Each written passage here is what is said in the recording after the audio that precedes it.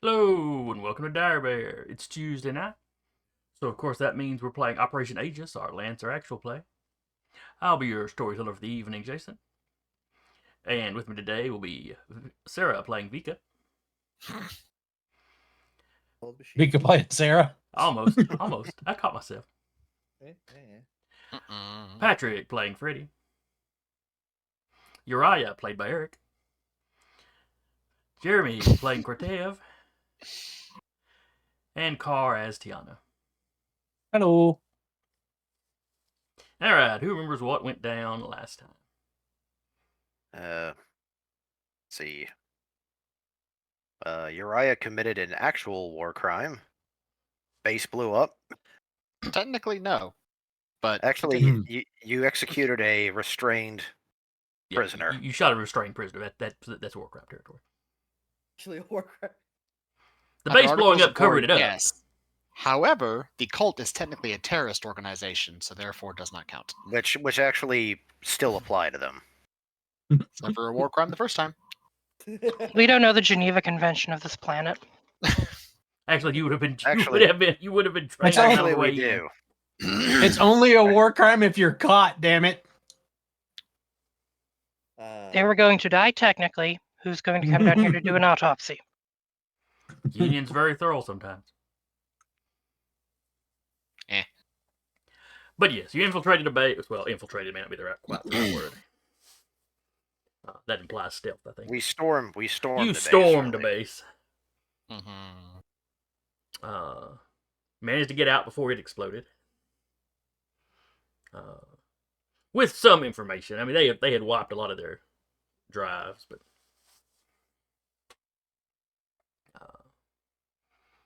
you managed to get out, get back to base,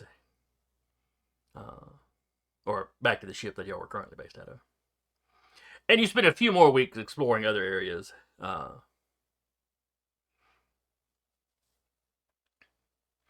There was not a lot of action in those few weeks. With the base destroyed, it seems like the Krakens in the area were vacating. That sort of inner sea area, kind of between the League and the Shinar, to the south, and then what was that place called again? Farlandan to the north. That's not usually their hunting grounds. Right. So it was unusual them being in, that's the sort of thing you might have to worry about on like the northern coasts of the continent, but not usually in that kind of shallower sea or middle sea area.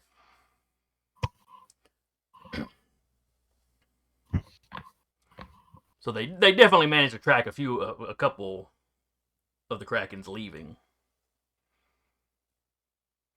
So fingers crossed that taking out that base has removed the Kraken threat. So there's of course fear that the cult may have taken that technology, may have that technology somewhere else. Oh, they probably do. But I'm sure it won't come back, on y'all at any point. No.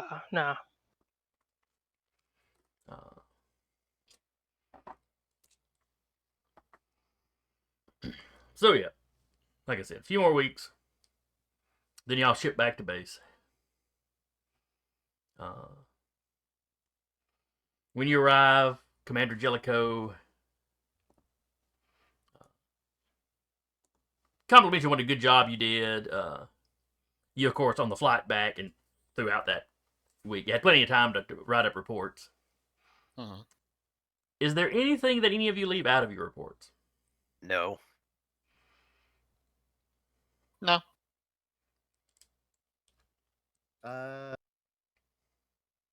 There are certain things that I will say if you want the like full story on this thing, see this person.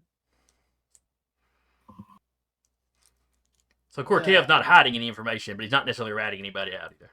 Yeah, it's shorthand for I don't know what the fuck he was thinking. You ask him.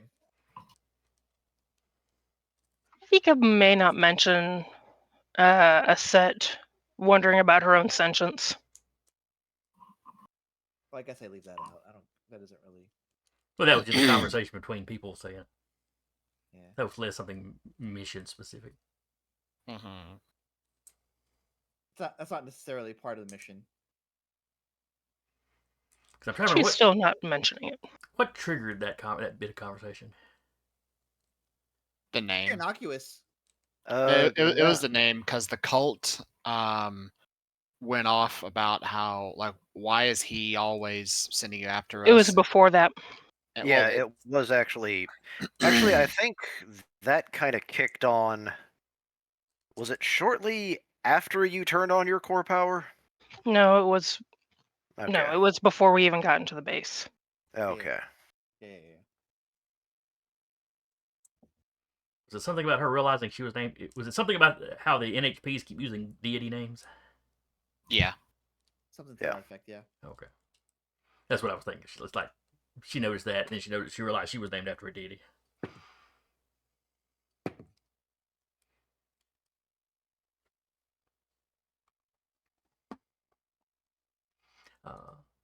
Yeah.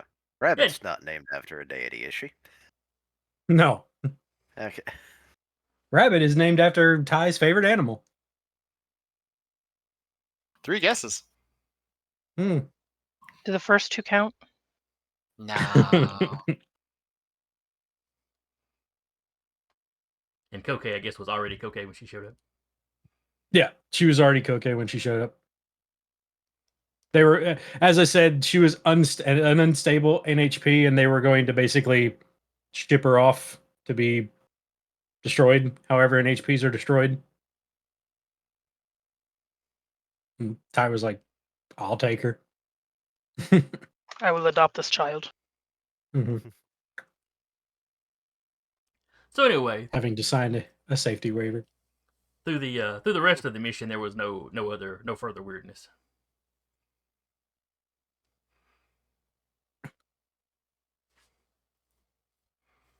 If anything, it was a little boring, which is probably a nice change from bases Yes. blowing up and giant monsters attacking. Sometimes boring is good.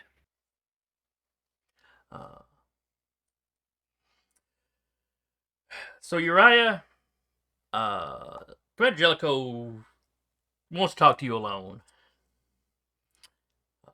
Okay. Asked a few more details about what went on in the base. Mm-hmm. Specifically about the shooting the prisoner. What about it? That's not really how we operate in Union. Not anymore, anyway.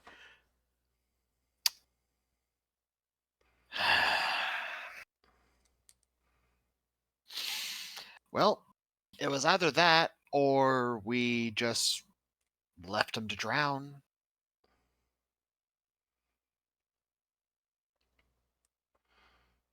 So there was not commenting on the explosions. You did because at the time you didn't know that was going to be a thing. But No, we knew about the explosions at that time. oh, was he it? said Okay, okay. Yeah, he said, well, we were aware because they informed us that they had spread explosives all over the base and we're going to set them off, and we're being all smug about it. So we were there under a time constraint, trying to get what data we could and what salvage we managed to get. And the choice was drag cultists who are effectively terrorists at this point, considering they admitted to throwing a kraken at a civilian city who would be uncooperative, try to drag their feet as much as possible, and cause as much of dead weight as possible to try and kill us along with them, with the exploding base, and the fact that they were already shooting each other as we're going to go out and be martyrs for our god, blah, blah, blah, blah, blah, who is more than likely a unshackled NHP. So, in order to save time, I just shot him in the head and said, let's go. We got to leave.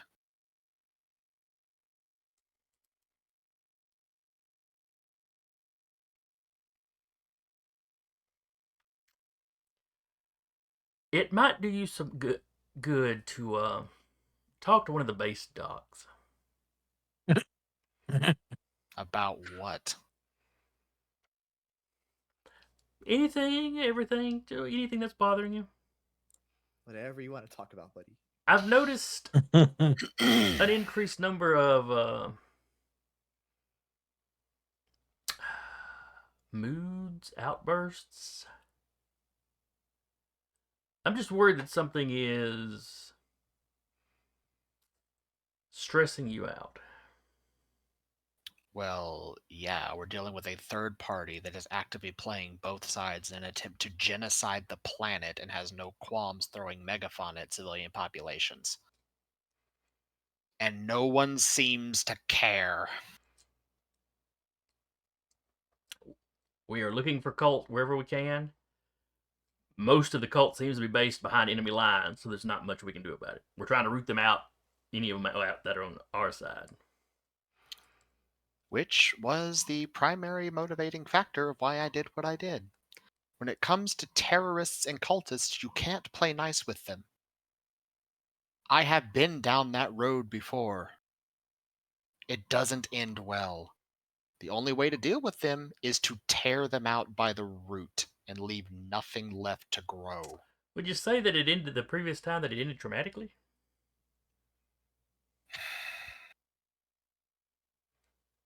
That's how my fiance probably died. Yeah. I'm going to recommend that you see Dr. Rook. And while you have never met Dr. Rook, you would know that Dr. Rook is like the head of Base's psychiatry department. Uh-huh. Is he a kobold? Carr had a kobold character named Rook. Yeah. No. Nice. Yeah, It took them, I think it was like 8 sessions to realize it's my name backwards. yeah. About that. Love you. Mean it. Mm-hmm. But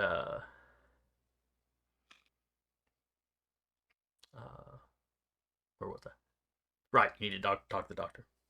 Mhm. You're a very valuable member of our team here on the base. Mm-hmm. You're very competent. You're an important part of the workshop, and the workshop has been excelling. You've been excellent work. But I'm worried that the events going on here are picking at old emotional wounds. And I just think you talking to the doctor would probably be good for you. Think of it as preventative maintenance, if nothing else.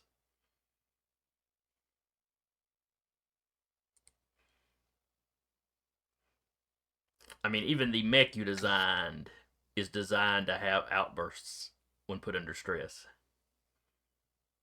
Now, I'm not a psychiatrist. I don't know if that's a subconscious call for help or not.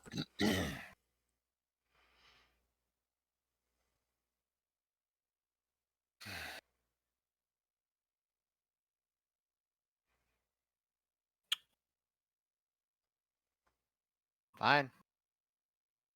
I'm assuming I'm grounded if I don't. I'm not going to go that far right now.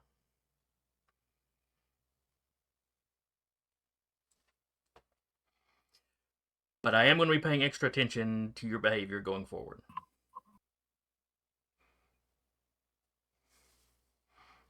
while I'm not necessarily comfortable with you having shot that man when he was bound like that, it was extremely unusual circumstances.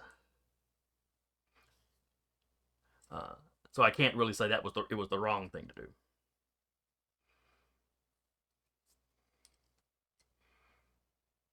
Can't be playing nice all the time. No, but we can't just waller in the mud with them either.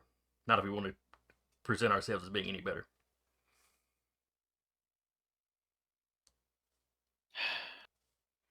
Can I be frank with you, Commander? Please. When it comes to dealing with the hostile nation that we were contracted to fight against, I am more than capable of being cordial. As you have noted through every report that we have submitted during the entirety of our operational time along this campaign, not once have I ever attacked a prisoner while we were engaging with the Shinar forces. This is true. This is true. My what worry they are, oh, go ahead. what they are is a nation fighting for whatever they believe in or for whatever cause they wish to expound upon. For whatever happened, we know through the entirety of our time here, something agitated both sides. Something happened to escalate things on both sides that neither side has taken credit for. We know through the entirety of our time here, the cult has actively been agitating both sides, has been taking the megafauna, the very things that it takes lancers to battle, and throwing them at civilian population centers. In the latter case, just to get to us. But Jellicoe not, and that's a whole nother issue. What has made them focus on you so much? I'll get to that in a minute. So, I'll be quite frank.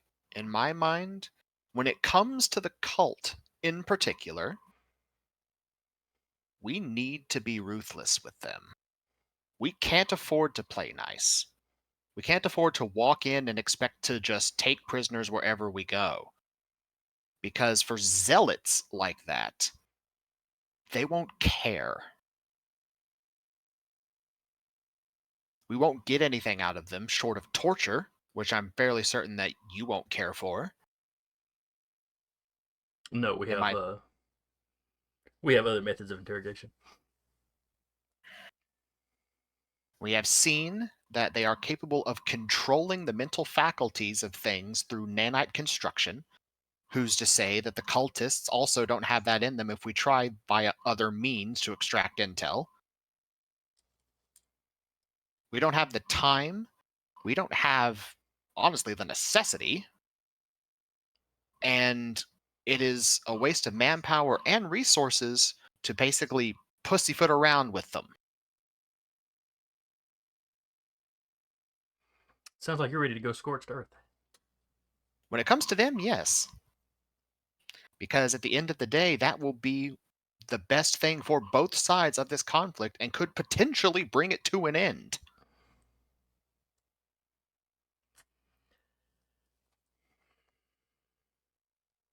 And if you're right about Ninurta being an unshackled AI, even if we wipe the cult out, what's the AI going to do? Well, apparently get really angry at Horus. Yeah, that's another thing we're very Because concerned about. apparently Horus is getting involved and is actively combating them by giving us stuff, the workshop. I did think it was odd how much Horus tech had popped up among y'all. Yeah, I mean, here, and he pulls out a data pad, and like it's just a line of code that just says, "You got any up, dog?" He's like, "I don't even know what this means. Like, what is up, dog?" Not much. What's up with you?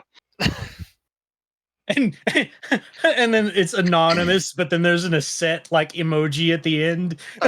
Like, I was doing maintenance on my Mac when we got back. This random bit of code just appeared. So I'm probably the next victim that Horus is going to throw stuff at. Which would mean almost the entirety of our lance is full of Horus. Either technology or the lances themselves. Horus has a very, very keen interest in what's going on here. Squad's haunted. So, in my opinion, we need to tear this cult out from the root before we have another raw situation on our hands.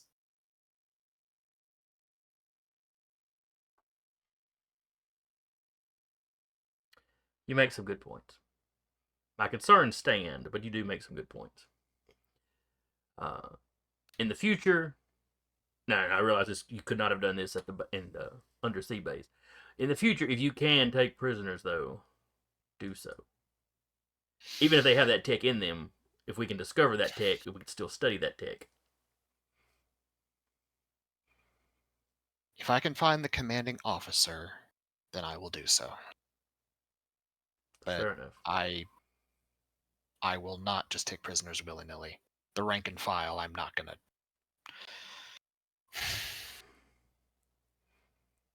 There's a saying my sister and I use sometimes.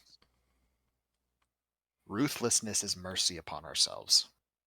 Run.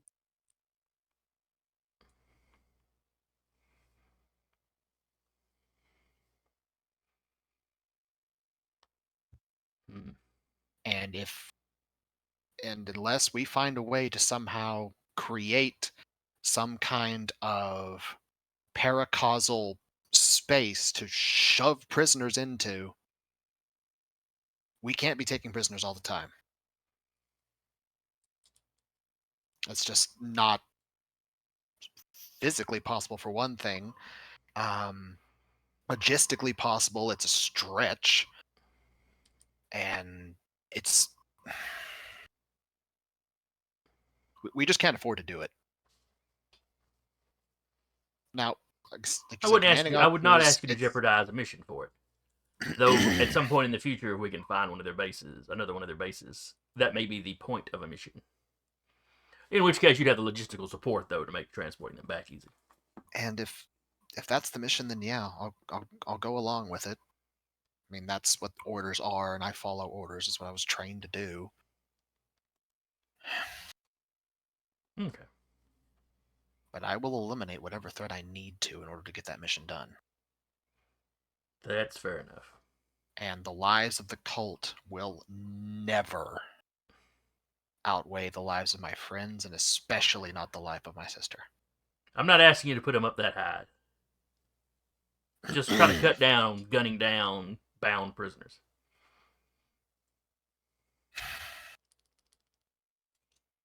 Well, then maybe we need to talk to Freddy about not binding everything we see. I'll be talking to everybody about this. Understood. All right, dismiss. I'll go set up that appointment after I talk to my sister.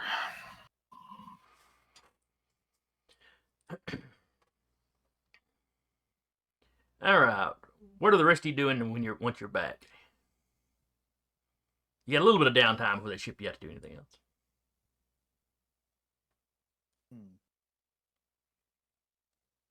We'll start with I think- Kiana. Oh, I mean, are we doing a downtime action or no? Yeah, we'll go ahead and do a downtime action. Ty's working on her arm. She's kind of keeping to herself after the mission for a bit. Is there a particular reason she's keeping to herself, or is it just that she's keeping her? Is it that she's getting busy doing something? She's keeping to herself because of like what happened during the mission. She's like, I'm a medic, kind of goes against the code, but I understand why he did it. So she's kind of fighting herself a little bit. She has mixed feelings about it that she's trying to sort out. Yeah. Okay. She's just trying to sort things out. Is there anything particular that you're trying to do with your arm or to your arm? She's working on that project to be able to basically attack on Titan, another mech, and mag clamp to it and pull herself to it. The go gadget arm she started last downtime. Ah, gotcha. Yes. That would be an invent create sort of thing. And I think I Or no, rolled that's a skill. What am I looking at? I think I rolled a 9, like the second option. I can't remember what it is. 10 to I'll look it 19, up. you make progress on your project, but don't quite finish it. You can finish it during your next downtime without rolling. But choose 2 things you're going to need. Yeah, Quality I think I materials, chose. special knowledge or techniques, specialized tools, a good workplace. Yeah, I'm trying to find my project, and my project is not lighting up. Here it is. Say it should be. I did quality materials in a good workspace. So now that we're back at the base, I'm sure I That is easy enough to come by on base. Yeah. So I was just gonna finish that up. All right. In that case, you can get that done. What is Cortev doing? Oh man, Cortev just kind of finishes his project as well. All right. What was Cortev Like, working on? He was getting another core battery, and I think as he's working on it, one of the engineers calls him back to the garage or whatever. And they're like, "Hey, your mech did a thing again." Like, oh, great. You guys see that, and anyone who's there sees that the mech is like where it used to be segmented. It's no longer segmented, and it's like all one piece now. It's just smooth. And kind of looks at it, and goes, "Oh, okay." Engineer's like, is it supposed to do that? No, but it's also a Horus tech, so who knows what it's supposed to do, right? Yeah. And the engineers in the Bay, there tends to be a split on the ones that are a little scared of Horus Tech and the ones that are just fascinated by it. Yeah. Though even the fascinated ones tend to be fascinated at a distance. There's there is like a little one of the hands has like a grip, and it has supposed to have something that emanates out of it, but there's nothing coming out of it right now. And as they're looking at it, it like shifts into grayscale for a second before shifting back. As the engineer you're talking to takes a couple steps back just to be a little bit further out of range. Yeah. It's usually like that the bright blue color that Cortev, like kind of Cortev's hair. Okay. It kind of matches that, and then for just a second it shifts into like gray space and then shifts back. Engineer just walks away shaking his head. Good luck with that. Thanks. You're the best. You have one guy going, my colon feels warm. Should I have that looked at? I'm sure his mech's only mildly radioactive. What would be the range for the grapple hook or grapple hand? Bionic Commando Claw. I love that game. That's what I was thinking of when I was doing it. It was like a combination of that and Attack on Titan, just being able to grapple and pull.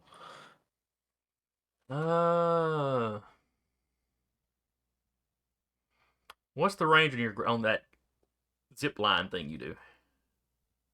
That was not me, and I do not know. For the Atlas that zip was- line? Yeah. Give me a second. Oh, is that an Atlas thing? Okay, I'm sorry. I was thinking it was. Yeah, that was an Atlas thing. Maybe I'm thinking of the. Are you talking? Oh, you're talking about the cable winch. Maybe that was it. Maybe that's 5. That's range 5. Okay. Well, let's go ahead and start off at range 5 then. Okay. Prove it with further projects. Because I would see that as kind of building off the same general idea. That's kind of her thing.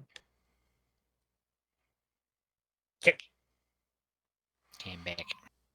All right. Run. Why? All I So don't know. was there anything Cortez needed to roll for? No, he was on the same thing that Tiana was? Tiana Okay. was on. Yeah, so it's just a free, what is it, 19 or 20? Yeah, You just have to it's an spend the immediate time doing complete. it. Yeah, so that's what he spends his time doing. All right. What is Vika doing? She is working on building a projector for a set. Okay. Let me find the thing to roll for that. Get creative. So if you've got invent create, that would definitely work. If you've got something else that you think would help, you can pitch it. 1 second to get back to the thing, and I will double check it. Would hack fix work into it?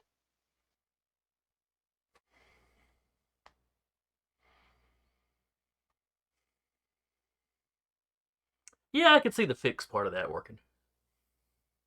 Because you're not you wouldn't necessarily have to be trying to invent something brand new. You're just trying to build one of something you've already passingly familiar with. Yeah, and she'd probably go over and ask Tiana about it. Just sit in the chair like Captain America, like spin the chair around.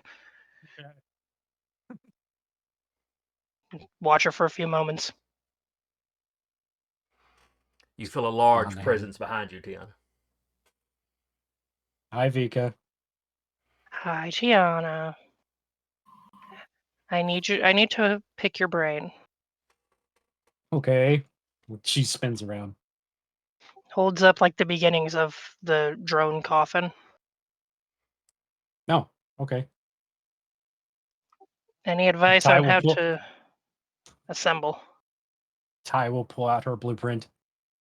And if she's made it once, could I make one in the time that we have here on the base? Or even just give me an accuracy, maybe. I'd let her Or an give you. accuracy. I'd say you get an accuracy for the detailed plans. Okay. And having Yeah. Tiana, the next cubicle or two over to go ask questions anytime you needed to. Sounds good.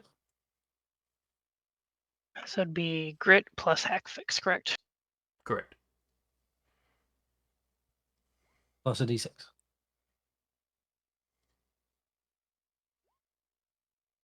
11.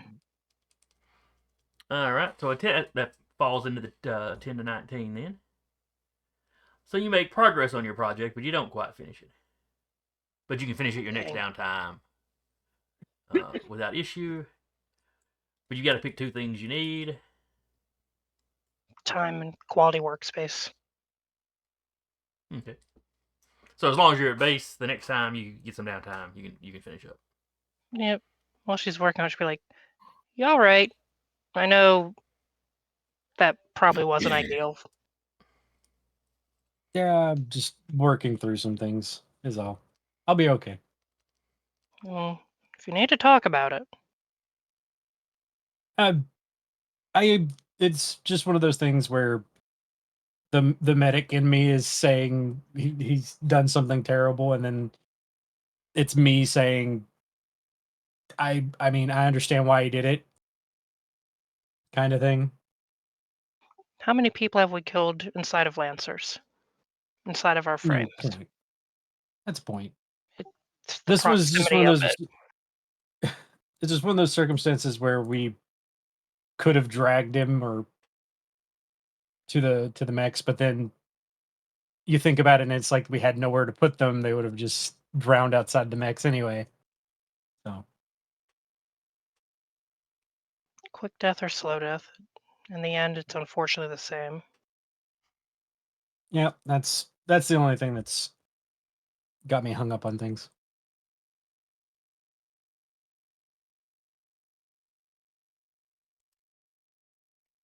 Okay. So y'all are having a heart-to-heart while y'all are tinkering. Mm. Patrick, what is Freddy up to? Oh, I'm sorry. What were you saying? Are we close enough to see the new Leviathan? I can't remember the whole grid space Leviathan. Yeah. Do the wibbly wobbly. You'd be in the same overall building, so you might have Probably seen not Cortez. right away. Y'all might have seen Cortez walk by with engineer. If at some point you go and glance at your mix, though, grid space is in that same area. So. Maybe later. All right, so Patrick, what is Freddy doing? Well, two things. I don't know if this would count as get connected or not. Essentially, I'm basically trying to find a way to contact him. It, in this instance. Let's see. Get connected. What You're it are you trying to trying to find contact a way Raw. for? Basically, I'm essentially sending a message, I want to talk. To who?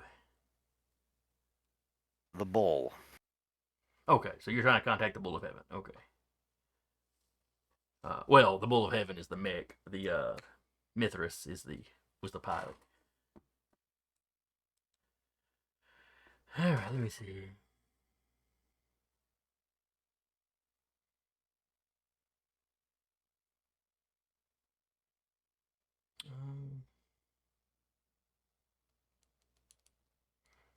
Uh, That sounds more like getting them to do you a Hello? favor. Oh, there you Can go. you hear us? Now you're. everything cut out for a second for me. Okay. But you're back now. Yeah. Okay.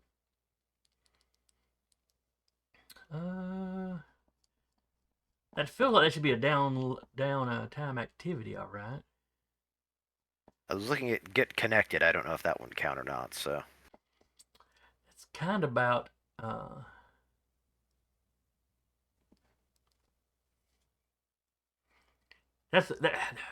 that was like getting favors where you're trying to make like an initial contact for information kind of thing. Let's look at gather information and see if it would work.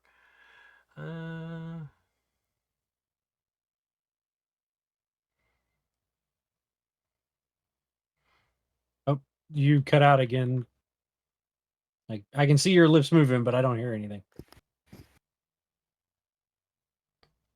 Who, me? Just Patrick? holding. There you go. Okay. Interesting. Let's go with gather information for this. All right.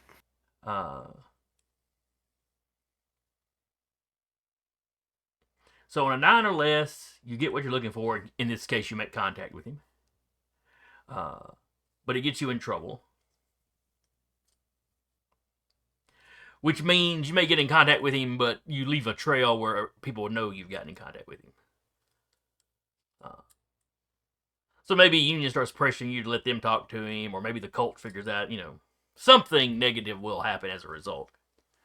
And we are. And on a Our 10 to grit's 9, still a 4. Yeah. and on a 10 to 19, you find what you're looking for, but you leave evidence of your rummaging.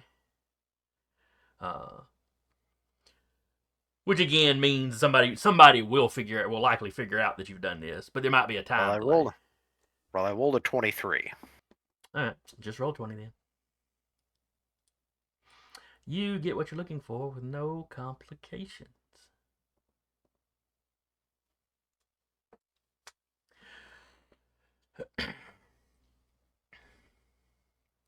Let's see. How would you manage to get in contact with him? And see, what was your last downtime activity? You were doing research on something. That was the cult, though. You were getting extra information on the cult. That's what that was. Yeah, one of the things I could do, since after the bull appeared in our sort of beach adventure, I followed back to where we believe he first appeared and found some evidence of paracausal interference. Right. But not. And essentially, in some ways, going to more or less using that signal and doing the digital equivalent of throwing a rock with a envelope strapped to it through there. Sorry about the window.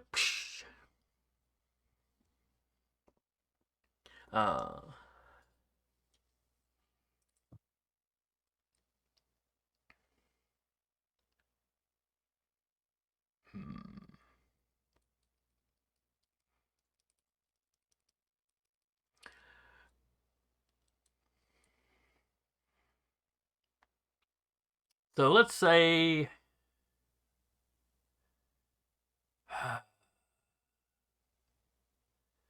you try to bounce a signal. The trick is though, humans can't do much of anything with the paracausal stuff.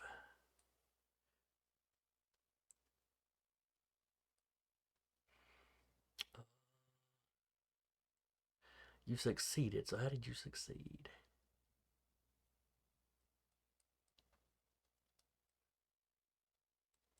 I've got enough experience working with NHPs because I've been around whip so long. That's true. You do have NHPs that could be helping you some. Yeah. So we'll say you wind up you send kind of tight beam signals via satellite to a couple of different locations. You kind of beam one down, where you think he appeared, in case there's any sort of rift, any sort of he got some kind of connection to that area. After effect. Yeah. And then I know somebody brought up that place that got bombed that started this war while discussing him. That actually I think was me too. Because I know there was some kind of suspicion that he might be connected to that place. So you sort of strobe that beam over, you beam that, information, that message kind of to that area. Which neither government is really seems to be keeping tabs on that place because, it's bombed out now. And you don't know which location you sent it to was the one that gets the reaction, but you get a message back.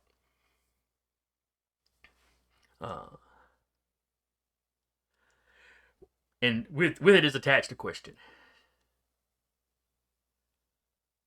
What was Uriah wearing that day on the beach?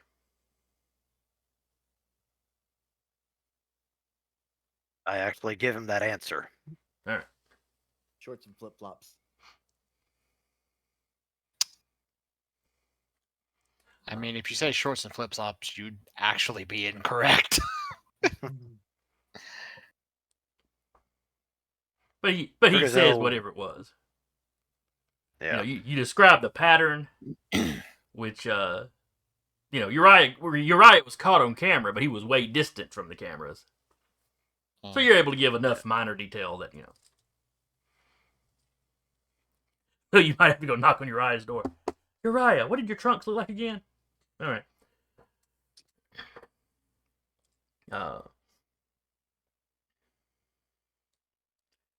So he is satisfied that you are indeed somebody from the workshop. You are who you're claiming to be.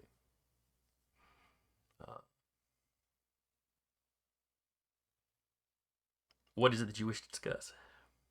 And this is all like text messages. He's not doing like a video conference with you. But he is willing to communicate. Just glad I could get in touch with you. I've been investigating the cult, Ninurta, and the cause of this war. You seem to be a link between all three. And I've always found it's best to get information from the source.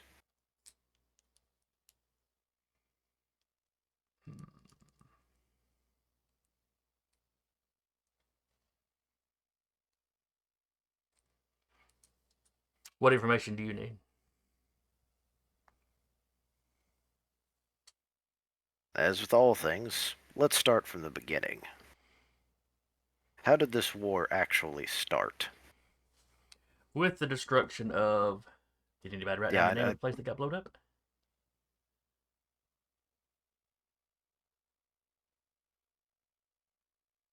I don't know, did you? It's I'm probably quite certain actually... I'm quite certain I wrote it down. Uh-huh. It's probably actually under... Because I got the information for the cause of this war. It's probably under that little tab somewhere. Players... It may have been Kaliakra.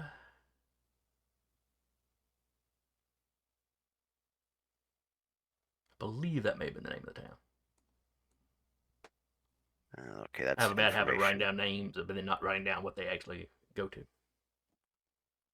And then 20-something sessions later, I can't remember. Gotta put a dash there. For the moment, we're going to say it's Kaliakra. Because that was important enough that I K wrote or pronounce- C? Kaliakra. It was important enough that I wrote a pronunciation guide back behind it so I know how to pronounce it. So. Ha! Nice. Beerby.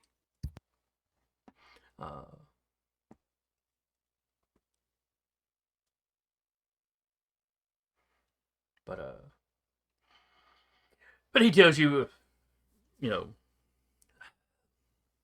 a war might have been coming even without the cult's interference.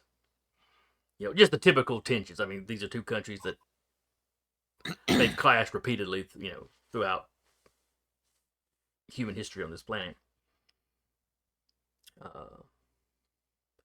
But the cult definitely tipped the scales when they destroyed Kaliakra.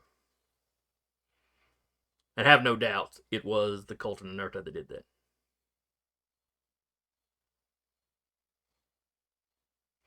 And how did they go about it? Some sort of paracausal bomb. Like it didn't do it wasn't like normal radio, you know, it wasn't like a normal atomic weapon.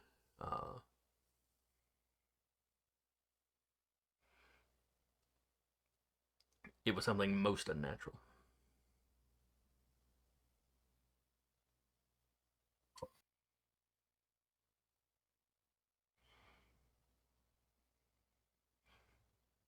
Only a very small handful of people that happened to be outside of town when it happened survived. Do you have a list of names? And I assume one of them may be you? I'm sure you could look up the names of any survivors that were you know, picked up.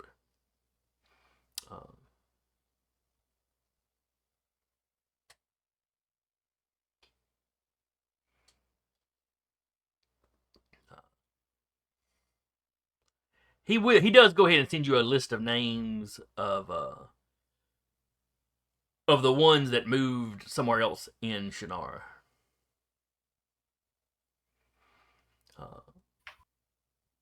Because Kaliakra was it was basically a border town that had swapped hands several times. So you had, you know, So plenty of both sides, you know.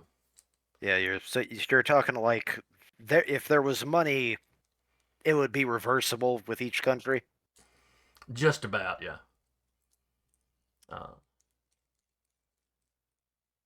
So when survivors were picked up, they were basically just, you know, taken to whichever country they wanted.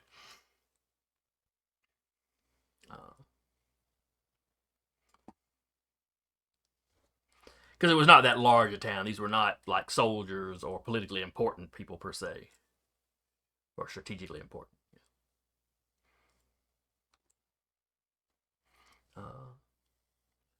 But he realizes, you know, you might not have a list of the people that went to the Shannara side, so he assumes you can look up anybody the League took, since Union and the League are such good friends.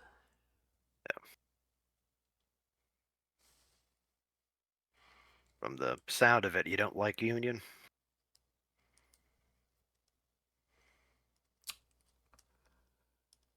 I think Union's presence here is due to the cult. I think the cult arranged that somehow. I don't think the cult wants the war over. Well, I don't think Ninurta wants the cult. I don't think Ninurta wants the war over. The rank and file cult probably do. The cult's very pro Shannara. It's just they want their version of Shannara.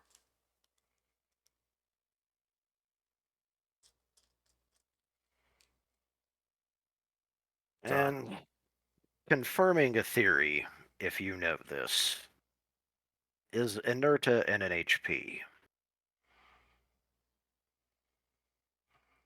You mean is it an NHP or a god?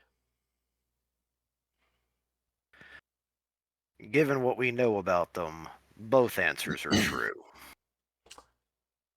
Good. You understand the situation we're in, then. If you're asking if you're asking, do I have any kind of factual knowledge one way or the other, I do not. I suspect it's an NHP. Much like the raw NHP that Union had to deal with, or Horus that is another one that likes to meddle. More on that too. Given our last encounter with them, the cult seemed to complain that Horus took favor with my associates. Now let's be honest, my squadron.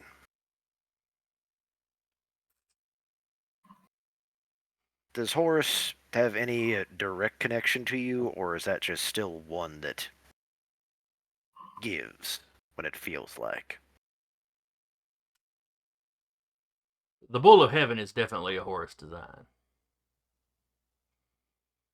And it was definitely sent to me for a purpose. I would say that Horus is definitely in opposition to the Ninurta.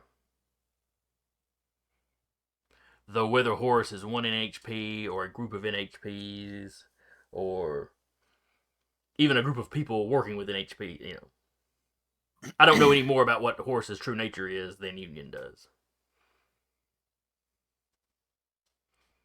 There's one person I believe I might have to ask. I suspect has had more direct dealings, but I've never wanted to press the issue until now.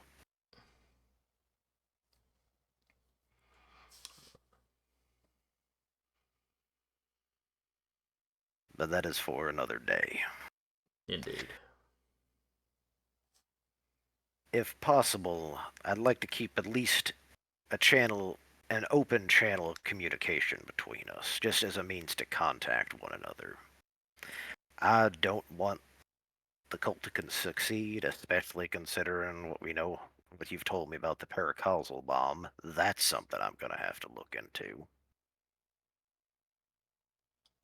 But if we are at least working towards a similar goal, I'd like to keep at least a means of contact available. Fair enough. I want this war over. I want Ninurta thwarted for certain. But I am Shinar. I mean, if it comes down to a conflict between your people and my people, I will side with my people. But stopping the cult is more important than a political conflict. That's personally, that's the one thing I've always most loved and disliked about Union. Overall, the main goal is there is one people, that's us. As to everything else, it's just the fact we can't agree on what that is. And he sends you a method of contacting. Think of it kind of like the way computers communicate through like a Tor network kind of thing. It's very much doing everything. They sent you an AOL Messenger link. Fucking hate that. Because though knowing Horus tech, it probably is an AOL Messenger link. You've got Horus. MSN or Yahoo Messenger, I would bet. It's Ask Jeeves, don't ask how.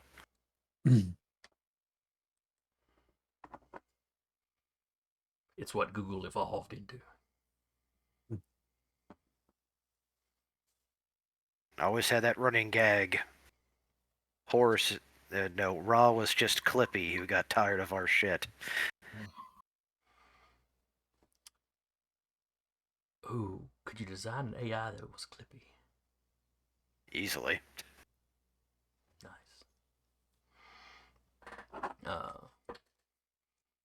So, okay, so you have a line of communication set up with him now. You know, depending on what he's doing when you try to contact him, there may be delays or whatnot, but you can definitely shoot him messages at least.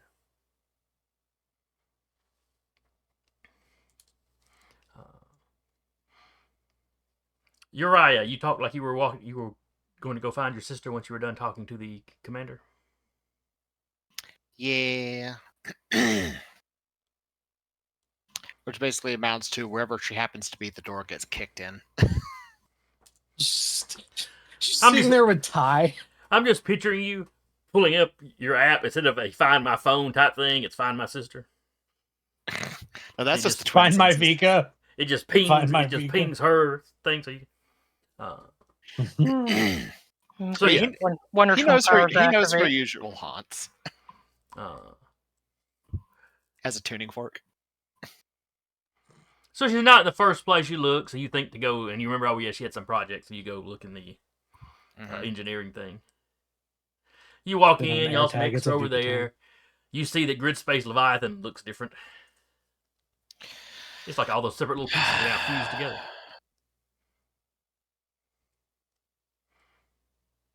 Oh, no. There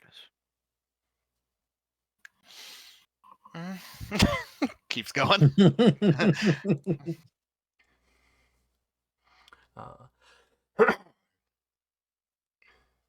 And you walk by and you see Ty's working on her arm and a couple kind of cubicles down or whatever. Vika's working on something. As you Her space approach, is they're immediately occasionally invaded. shooting comments back and forth at each other or whatever. Uriah does the Captain America reverse chair thing to Vika. The only difference is she can do it to high backed chairs. She can do it Riker. She can do the Riker maneuver. Yeah.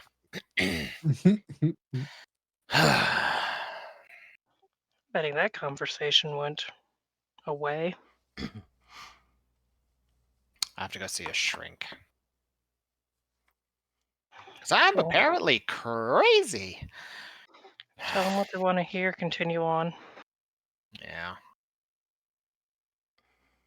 I did kind of talk the commander into letting us more or less get away with eradicating the cult.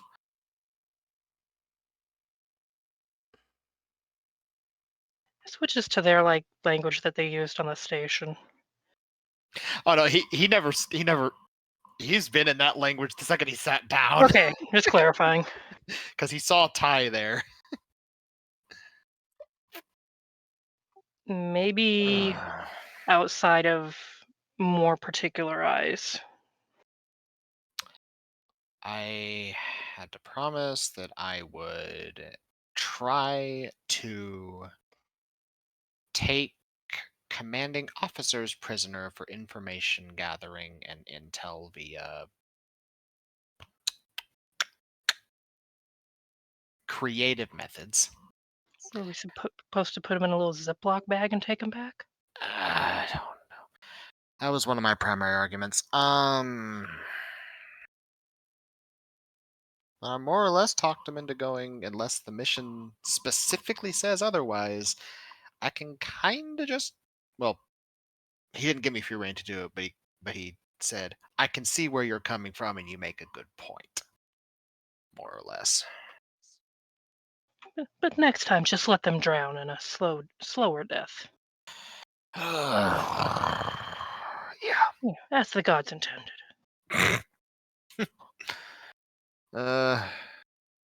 They weren't genetically engineered to have gills, so therefore they are the weakest. Your SSC is showing. Yeah, I know. Honestly, your SSG was showing when you shot the guy. Okay, good enough. I was rolling to see if maybe Ty screwed up, and you just hear ping ping ping ping as the arm shoots out. No, but you can hear the twins, having a conversation in, some language. Yeah. I clarified. I messaged them and I was like, okay, is this a language that's known?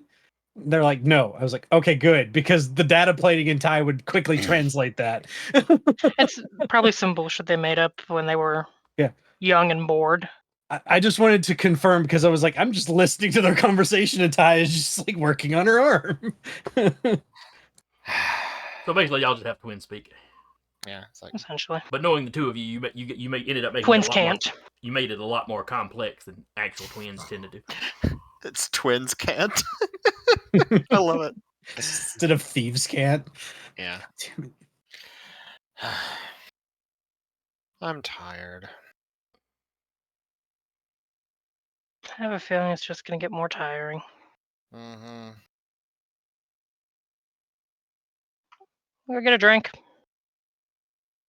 Yeah. But first, and he slides over to Dave Faber and says, "You got some up dog." He's like, "Do you have any idea what up dog is?" Not much. What's up with you? Did you put this in there? No. Mm. Looks at it. She probably has a set, like, maybe not in the coffin that can come out, but she probably has a set somehow out to where, like, she can converse, maybe like a little Bluetooth out, like to a speaker or something. Okay. Or you could run her through your comm unit so the comm's open Yeah. so she can hear basically whatever you're hearing. You know anything about it, set? Jason, for your information, this is the starting bit of code for a Horus license. And that's pretty much what a set tells you then. Oh yeah, Horus tends to send that to anybody that they're about to do business with. At that point, Ty, you would also hear this in common. Oh, for fuck's sake! I just like Oh, did you get another one? scoots out and looks. It's like, everything okay? My mech is apparently about to get infected by Horus. Hey, join the club, buddy. Upgraded by Horus. A set sounds Upgrades, vaguely offended. people. I mean, It's not the worst thing that could happen. I have 2 HPs, but my mech hasn't been touched by Horus yet. Yet. You better knock on some wood over there. This He- is all metal. I don't have wood. Quick, run outside! Slap a tree! he gets up and, provided Car's okay with it, he will like literally just grab the chair and Tiana and just start dragging her off. She's just, where are we going? Vika, let's go get a drink. I need to get drunk. He's Let just me put the dragging chair Tiana back. with them. No, he just grabs the chair. He just keeps going. Put her down. Put her down. I haven't picked her up. Release the chair in a way that it does not fall. Actually, Ty's gonna be like, she's gonna shoot out her hand to the closest piece of metal and just hold on. It's like, And let me put it back. You did get that to work. There's still some kinks, but yes. Oh, by Let the me way, put the chair back. out of character, did you add your accuracy to that? Mine? Yeah, because I don't need to because it was an automatic auto-completes. complete. Oh, okay. I was like, because I remember you had Uriah look at the specs, which Jason said would add an accuracy to finishing the project. Yeah, it was a just in case, but it basically helped her finish it, is what I'm saying. Gotcha. Fine, go put the chair away. We're gonna go get drunk. You She cannot just force Tiana to zooms come if back. she doesn't want to. Just hear that. She puts the chair back and she'll follow. You just hear that one chair wheel that needs grease badly. Yep. Or I'm just very offended at the chair. Looking around. Anybody else? Because I'm guessing this is kind of in the engineering bay area. Oh yeah. Okay, Kev hasn't stopped looking at his mech. Is Charlie Wayne anywhere nearby? He's on base somewhere.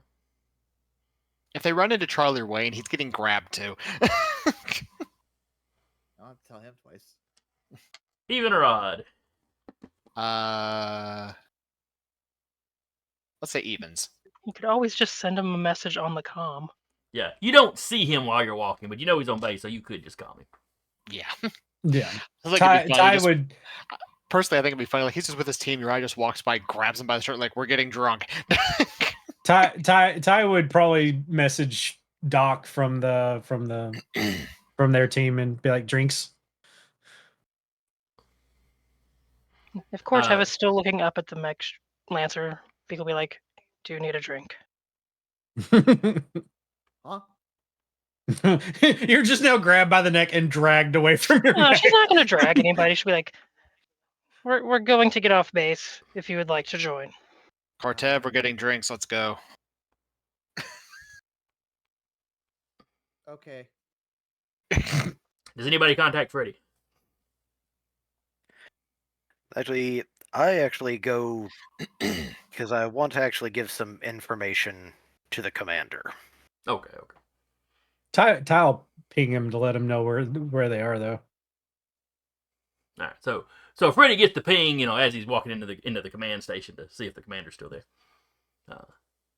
So after he talks to the commander, he can choose to go if he wishes.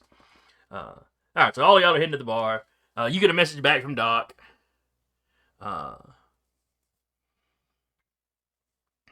Him and Charlie Wayne are free. I can make it.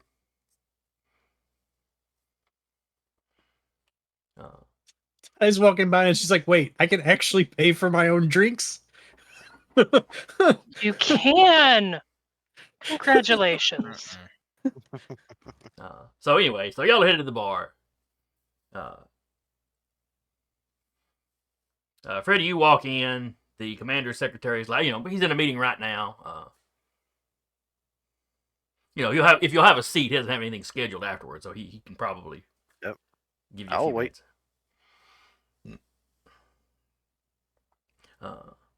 And I'll wait, and I check in with Whip, see how he's doing.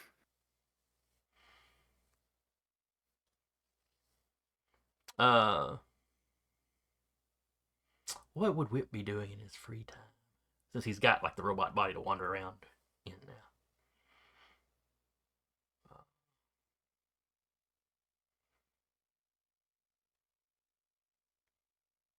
He's wandering around the base. Because he hasn't had the body all that long. Because the body is really just kind of a side thing. Most of the time, he's just in mech form. Well, his consciousness is probably always based in the mech. Yeah. The body's almost like a drone that he pilots or whatever. But it lets him go out and feel like he's interacting with the world.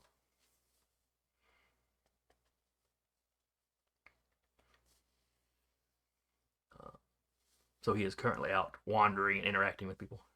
Which is a little bit difficult because he whistles instead of talks. Well, when I'm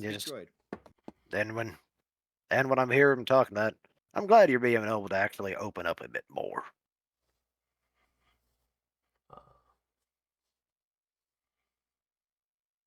Well, it would probably help if he had an actual voice, but he does what he can. And you're sitting there for 15, 20 minutes. And the door opens, and you see a lady. Definitely, one of the medical staff, that walks out. She got a little name tag that says Rook. And she seems to be looking over notes, like maybe she was making notes while she was in the meeting with the commander.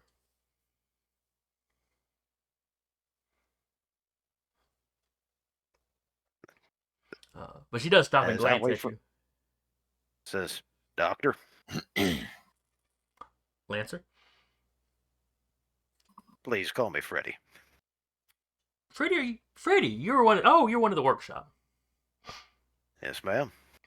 Interesting. Oh, well, good to meet you. I won't hold you up.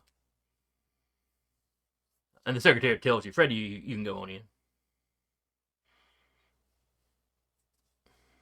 Would Ty have met Rook? None of you have. I don't know. Well, let's see. Ty was on the base longer than so. Maybe. Yeah.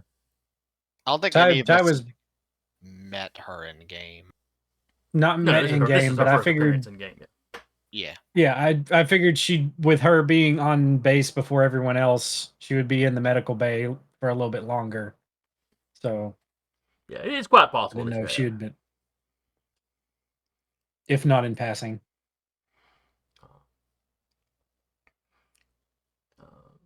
So when you come in, the commander's like, "Hey, Freddy, take a seat. What was it you needed to discuss with me?" Well, a couple of things. I've been doing more of my independent research. And something we may need to look into. Because by all accounts, whether this is true or not, it seems Ninurta was partially responsible for getting Union involved.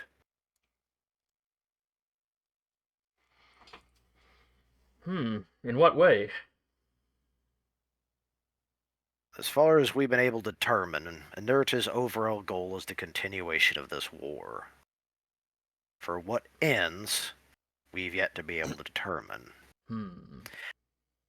But while Shinar was doing, by all accounts, was all doing fine, and then we got involved. Yeah, the war had started to tilt towards them. Then we found, and he stopped. Yeah, the war was definitely tilting towards them. Is any information that I'd need to be aware of that one? You said you found something. The exact trigger for you in deciding to get involved is classified.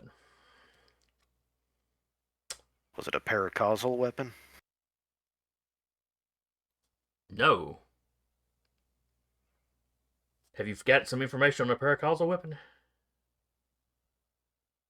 That depends. Is it classified?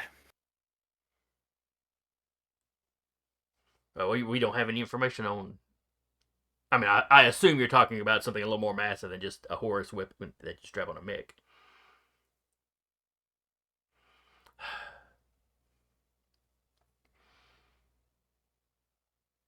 I need to run this up the change of command to see if I can share some of this information with you. But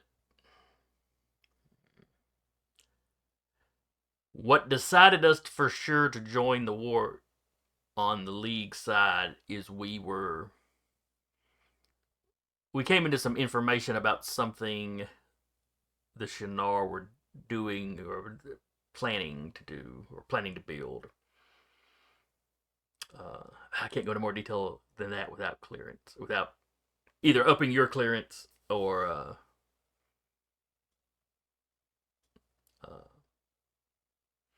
getting the general's permission.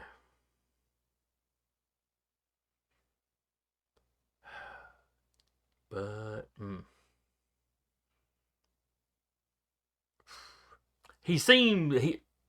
you rarely see Jellicoe all that flustered, and it's like something you've said has got him really concerned. And he clearly wants to bring you into this. But there are protocols he's got to follow, basically. And I understand, because even in this look, I know there are protocols. Ideally, if the world was perfect, we wouldn't need them, but we do, and the world isn't. Have you come across information on a paracausal weapon that we should know about?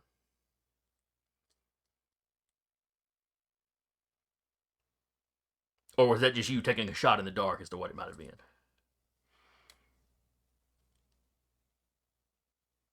Both. Okay, what information do you have on the weapon? All I know is Caliagra was apparently destroyed by such a weapon. We haven't had it. With the war kicking off, there wasn't really a time to do a lot of examination of the area.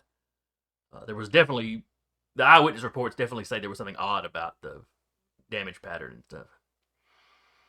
Where did you come by this information, though? Unfortunately, much like you have to keep things hidden, I have contacts that would prefer to remain anonymous. He doesn't seem real happy with that, but he sort of nods his head. But this is the contact that you trust. One that has aided us in the past, yes. All right, I can accept that for now. If you find specific information out on this weapon, though, I am going to have to insist that you pass that information along. But you can keep your contacts identity secret for now if you want to. All right. Ooh, what were we rolling for? That was just basically me charm roll. Oh, okay. Understandable.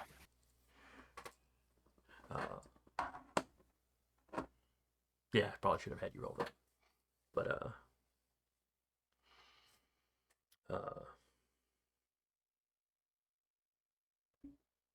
so yeah, so he's going to run that chain of command, see if he can get permission to bring y'all into kind of fully disclose.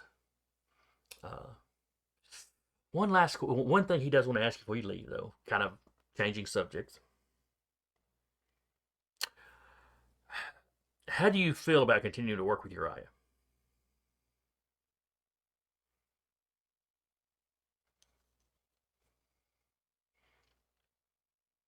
Do you? The man has, Go ahead.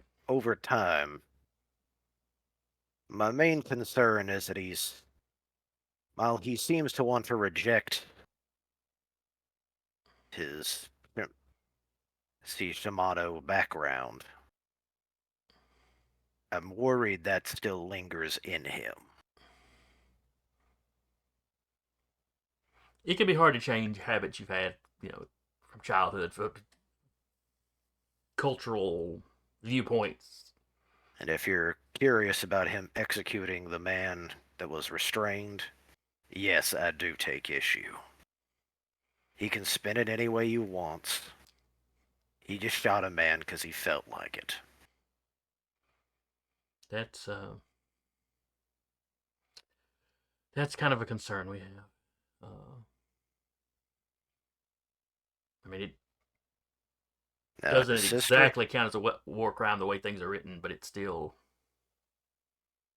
Oh, what were you going to say about his sister? His sister's as big as a Brock as she is. I can rely on her. She does seem to be the steadier of the two. But I also know the two are very close. And Uriah is quite the asset to have. My only concern is this might be the beginning signs of him losing control.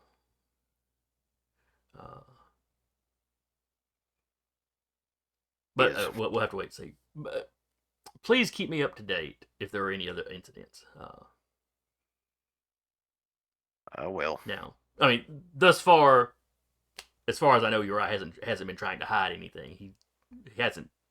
He has not, that I'm aware of, tried to be duplicitous at any point. My one concern is allowing this to slide might make him believe you agree with his methods. Hopefully, I have convinced him that's not the case. Because, while I agree with you that he was probably spinning it, it is true that man was dead regardless. But So there might have been some ideal of mercy in his mind when he did it. But at heart, that was a willful act. Mm. The fact that we could not save them, I don't disagree. There was nothing we could have done in that situation. Him killing that man, he made that choice.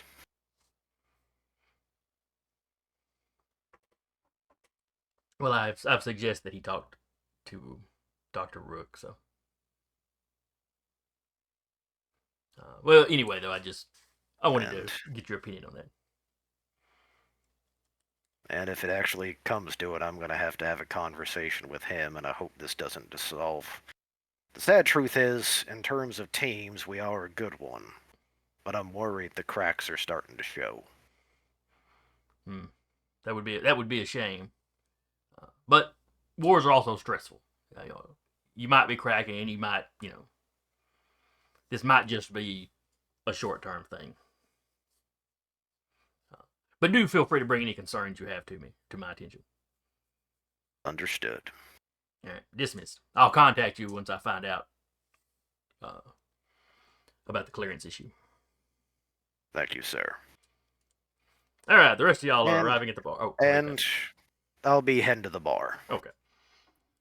So you'll get there a little while after them because you have to sit around. All right, so partway to the bar, Doc and Charlie Wayne catches up with you.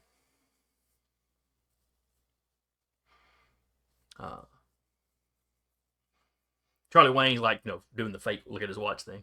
A little early to start drinking, but that does mean the bar won't be busy. Yay. I need to get drunk. Ooh, bad day. Something like that. I got chewed out for pest control.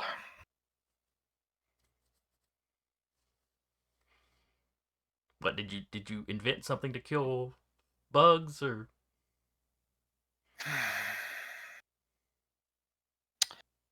Short version, executed cultists just before they blew up the base, and we had to make a run to get from being crushed under tons of water and pressure.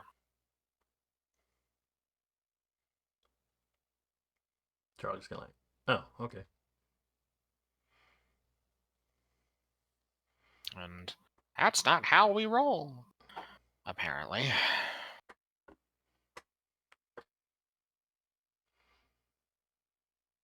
Percussive bonk up to the back of your eye's head. Come on, let me go kick your ass in darts. That'll make you feel better. Since when have you ever beaten me in darts? Before you got the robotic arm, And now I have it. and that's cheating. Charlie Wayne chimes in with, I got winner. Deal.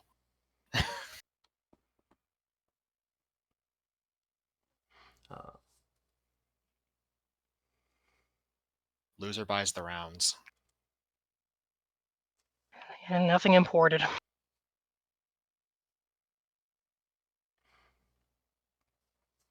All right, so y'all pile into the bar, and there's a couple other people.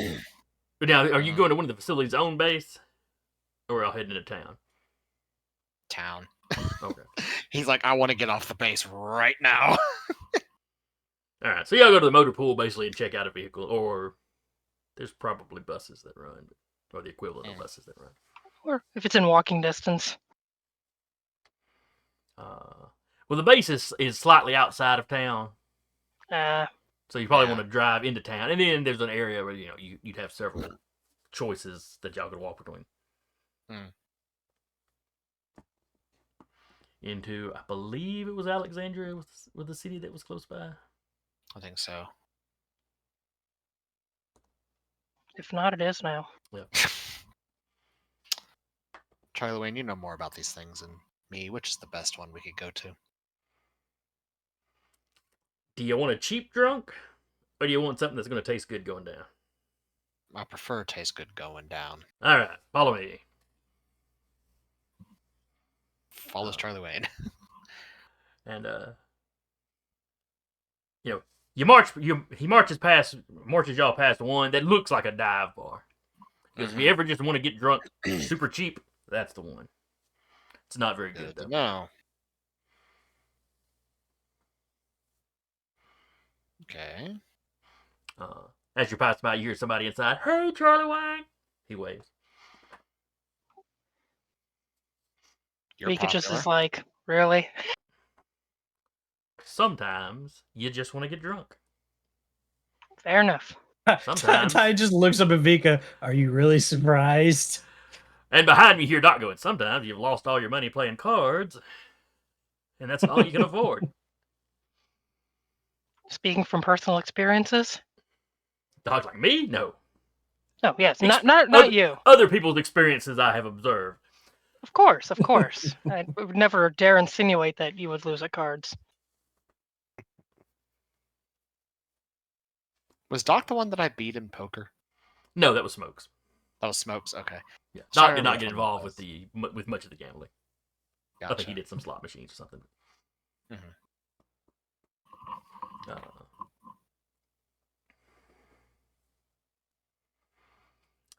So, y'all get to one of the bars. You walk in, you go to the bar, order the first round. The bartender knows Charlie.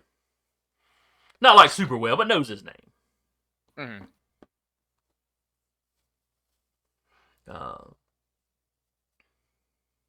And you see, there's a couple people in there that are local. There's a couple other people that are clearly, from the base. The town's pretty friendly with the Union folk. Mhm.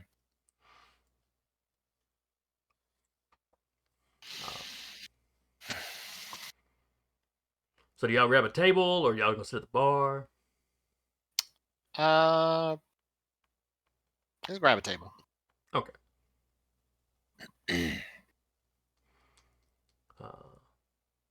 Drinks to get delivered. Charlie Wayne orders some sort of appetizer type thing. Mozzarella sticks. Chicken nuggets. Chicken nuggies. Probably the local equivalent. The little dinosaur-shaped chicken nuggies are in the shape of the megafauna. Yeah, they're in the shape of the turtle cow. It makes as much sense as Dino Nuggets. Deal. If your eye notices, there's a whole thing of like basically dino nuggies. It's like, I'm gonna need that, and he orders one too. It's little pieces of turtle cow meat shaped like turtle cows. This plate is mine. But no, he orders one for himself.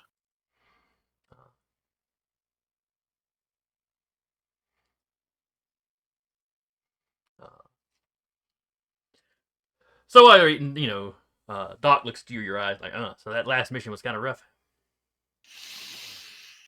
Something like that. How often have you dealt with zealots? Uh, I'm not talking about, I'm going to die for my cause until you put a barrel to their head. I'm talking about willing to shoot themselves as martyrs to the cause levels of zealotry. yeah, it's not really something I've dealt with much. That's what we were dealing with. And to keep us from getting away, they decided we're just going to strap explosives to the base at the bottom of the ocean. That would do it.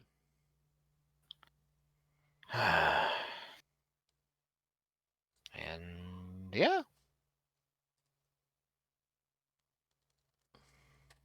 Instead of having to drag a whole bunch of dead weight around, I just shot him in the head. Oh, okay. So they weren't shooting at you at the time. I mean, there's nowhere They we had could put been. him. Yeah, they had been. It was either shoot him in the head and get it over with, or let tons of water do it for us. They're dead either way. Charlie Wayne's were not. That sounds fair enough. Where Doc's like, tons of water would do it pretty quick too. I mean, not to be pedantic, but yeah. Neither way was going to be a long lingering something. Considering the layout of the base, they'd be drowning before water pressure got them. I'm laughing because I just imagine that. I'm just imagining Ty sitting there, and then the biggest, jokingly large drink gets put in front of Ty. It's like those joke I can afford margaritas. it. This is the most expensive thing on the menu. Do you like it? No, it's revolting. Would you like another one? Yes, please. Yes, absolutely. Yeah, exactly. Meanwhile, you're right. Comes with a bendy straw. No, crazy straw. Crazy straw. Ryan just gets a giant plate of nuggies and he's just munching on that. So you go back to eating while Doc and Charlie have a brief discussion on, whether drowning's a bad way to go or not. Mm-hmm. Neither of them seem to be particularly judgmental about what went on. Leaning over the Cortev while this is going. What happened to grid space?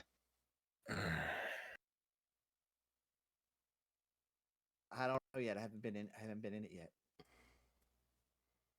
Okay, it just looks a lot more cohesive. Yeah. Yeah. I don't like it.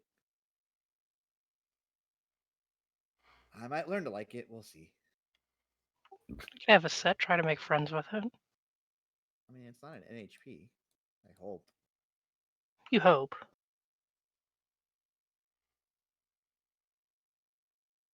Goes back to stealing nuggies from your eyes. At some point, while people are talking, Uriah has 2 nuggies and he's having like a play fight with the dino nuggies. Koke is trying to steal a nugget, but She doesn't know what she's gonna do, and she gets a hold of it. she'll pick it up, run across the table, put it on Tamika's plate. At Well, some the point, holograms are just holograms, right? Yeah, exactly. So it's just like, dang it. Holographic nugget. at some point, whichever nugget loses the fight gets dipped in sauce and eaten. Picks up another nugget, goes back to the fighting. It's Nuggy Dome. 2 nuggies enter, 1 nuggy leaves. Oh, Nugget leaves. Pretty much. They have the 100 nugget challenge. Oh God. Where are you guys getting sent off next? They told you. They haven't told us yet, but No, not yet. Oh.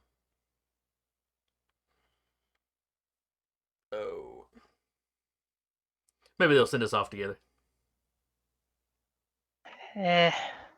probably wouldn't get that lucky. Something on the front lines, maybe. Mm. That last mission was kind of 50 slow. I mean, for the rest of us.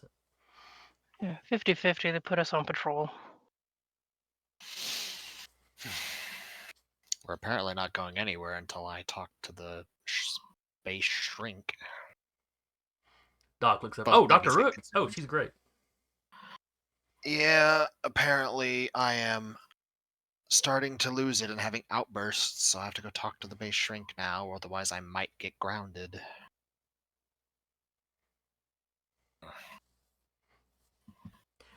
Well, look, man.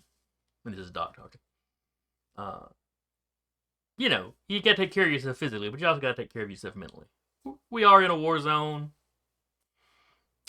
We've all been through some stressful stuff. I mean, you were literally just in a base that was exploding. That takes a mental toll on people. I mean, if I could get Charlie Wayne to make an appointment, I absolutely would. I don't have a choice in the matter.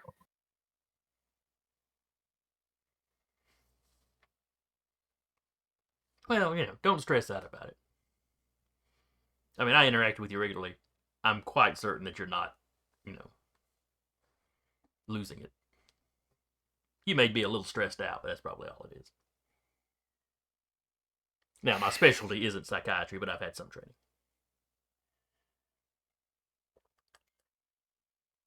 He gives Doc nuggies. Thank you. He then leans across the table and dips in the sauce.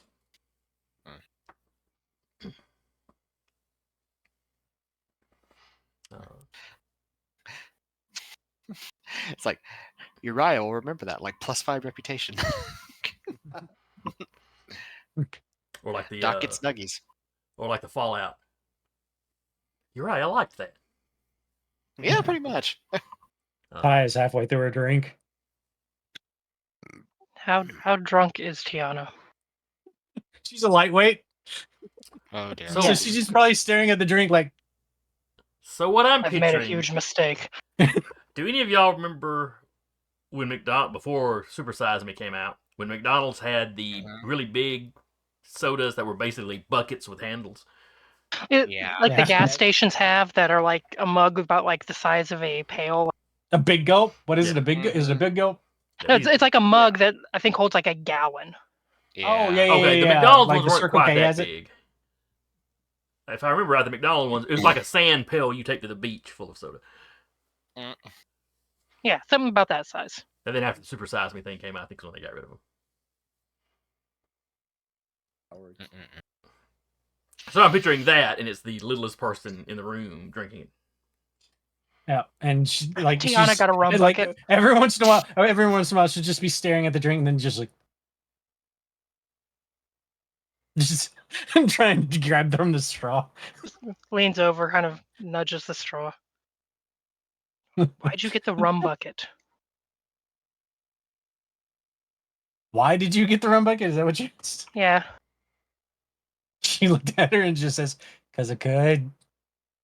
I mean, it does have a handle.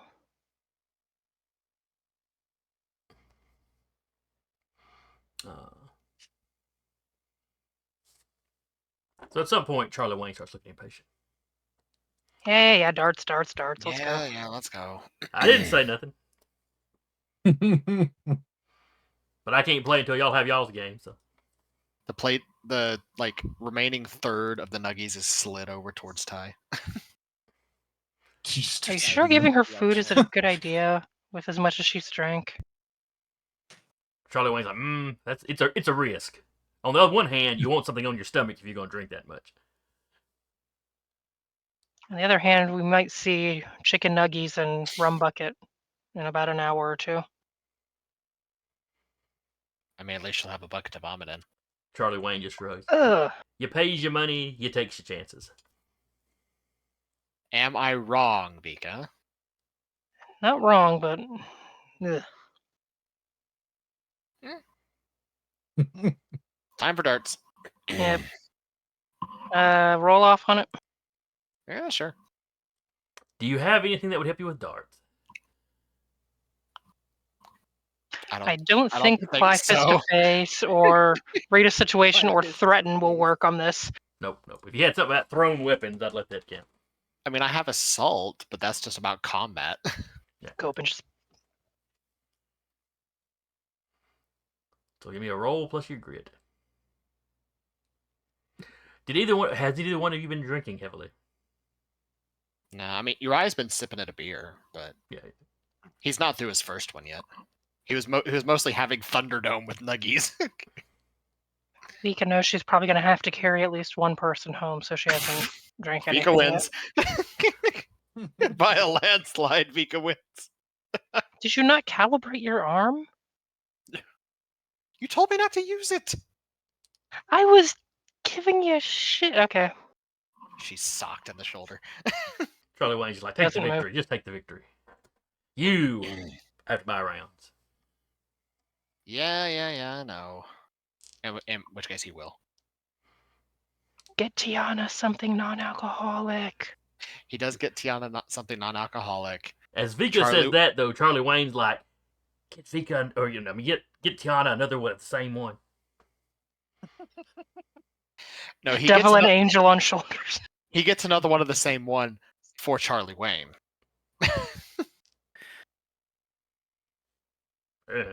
He's fine with it. And as Vika and Charlie Wayne are doing the thing, he's back to Nuggy Thunderdome. Ty is currently hugging the giant, just drinking from it as she's watching darts. Popping a You're the dino only nugget one every that once in a while. understands me. So Rabbit is on one side of Tiana. Hey, maybe you should slow down just a little bit. Or Kokei's on the other side going chug chug chug. She's gonna feel it in the morning. Mhm. Oh Lord, we're gonna end up drunk in front of Jellicoe. So Charlie Wayne gets up there, he's popping his fingers, he's stretching. Let's do this.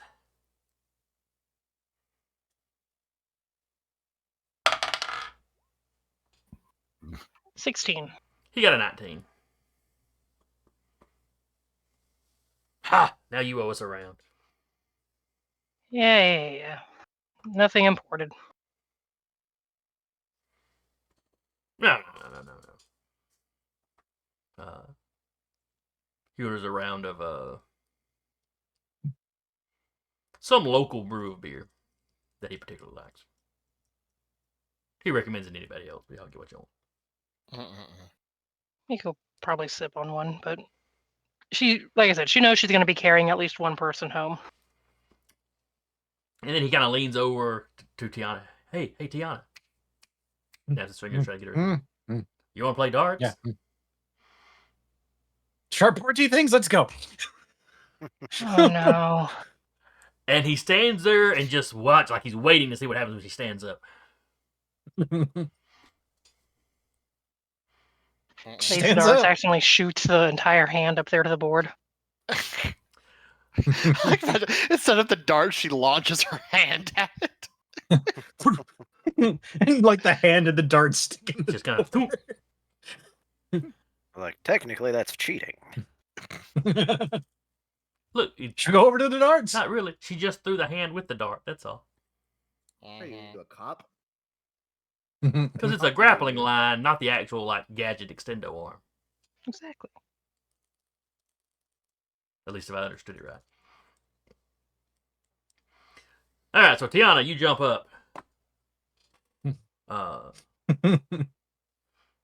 Oh, and Freddy would have shown up at some point during the Dart games. So Freddy, you show up. Everybody's sitting around. You know, when you get there, Vika and Charlie Wayne are just about to start their Dart game. So Uriah's eating nuggets. Everybody else is sitting around, you know, snacking on food. Yeah. You see Tiana with her Ty's small drunk. bucket of booze. Is Tiana obviously not holding Ty's a on? lightweight. She drank half this thing before you got here, so she's probably wasted. And Freddie would probably remember other times she's gone out, you know, she's had water or other people would buy her drinks. Mm-hmm. Yeah, I go to the bartender and request a special mix. Something Freddy calls wake up juice. What is it a combination of? I mean, if you describe it to the bartender, he'll make it. Yeah. Essentially, it's the sober up shot.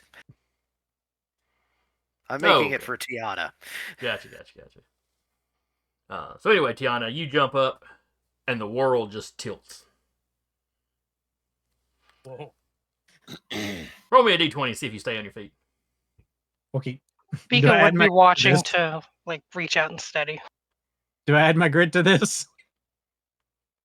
Add your grit and an advantage for Vika, but this is the difficult roll.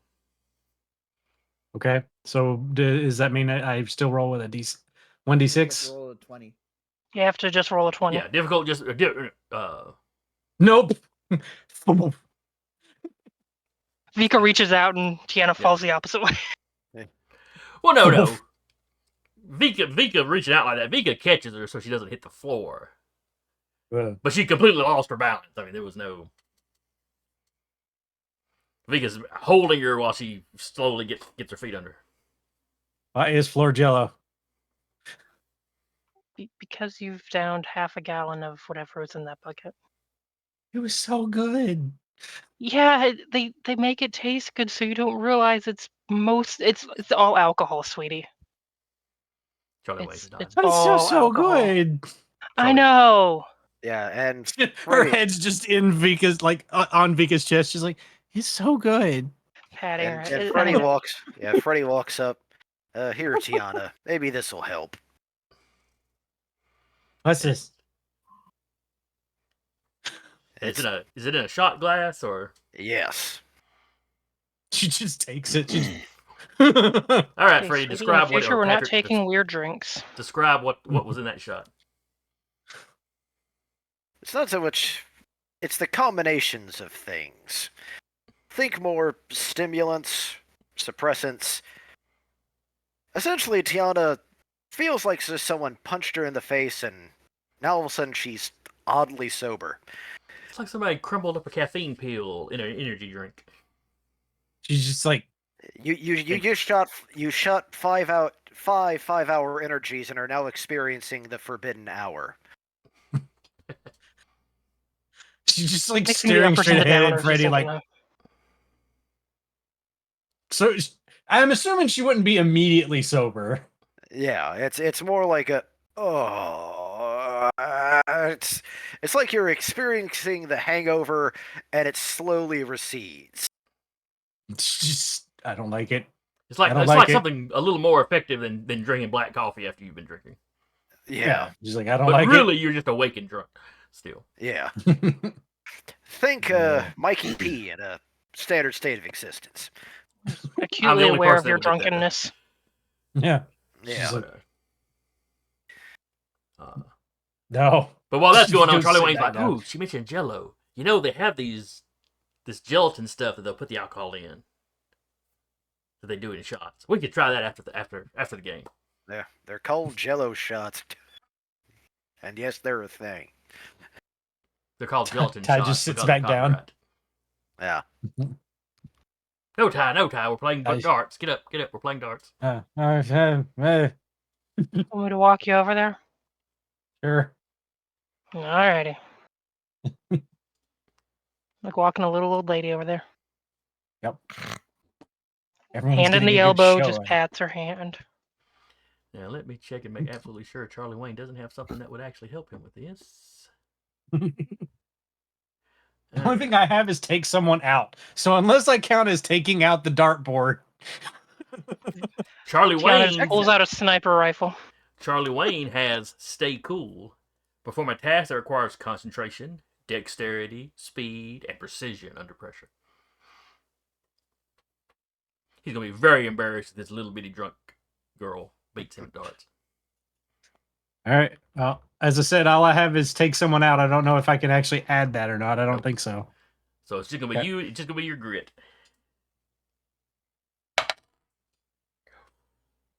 That's not good. Beak is going to try to sabotage. 7. Okay, he does. Charlie. Okay, he does beat you then because he rolled a 5 on the dice, plus 2 for stay cool, plus his grit. So Damn. I say Pretty Vika good. was going to try to sabotage. No. all right, I'll give Charlie a disadvantage for that. How do you try to? You just gonna bump his elbow or something? No, just waiting until he's like very No. concentrated, very focused, about to Vika- throw. Vika does the completely platonic slap on the ass. So what do Sure. you? What does V? Okay, that would definitely distract Charlie Wayne. But that only minuses 3.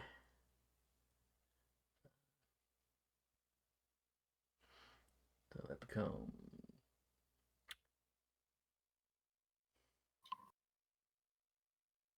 Okay, so he winds up with an 8. So he still winds up. He still wins. He still wins, Almost but worked. both of them are throwing like garbage. You know, and by the time they get to the last throw, Charlie Wayne is basically telling Vic, "Keep your hands to yourself." Unsportsmanlike conduct. After the first time, she just walks back to the table. Uriah, Dino control Nugget your Thunder knows sister. that, I think. Do you think I really have that power? Uriah, distract your sister. Do you think he really has that power? I've seen him do it before. Wait, hold on. Do you leave Ty there after the first one and she's just standing on her own? She's gonna put a chair next to Tiana, just in case. Okay. Be like, look, if you need to sit down, sit Yep. down. Freddy is standing next to Tiana just to be on the safe side. Like after the first throw, she's just sitting for the other two.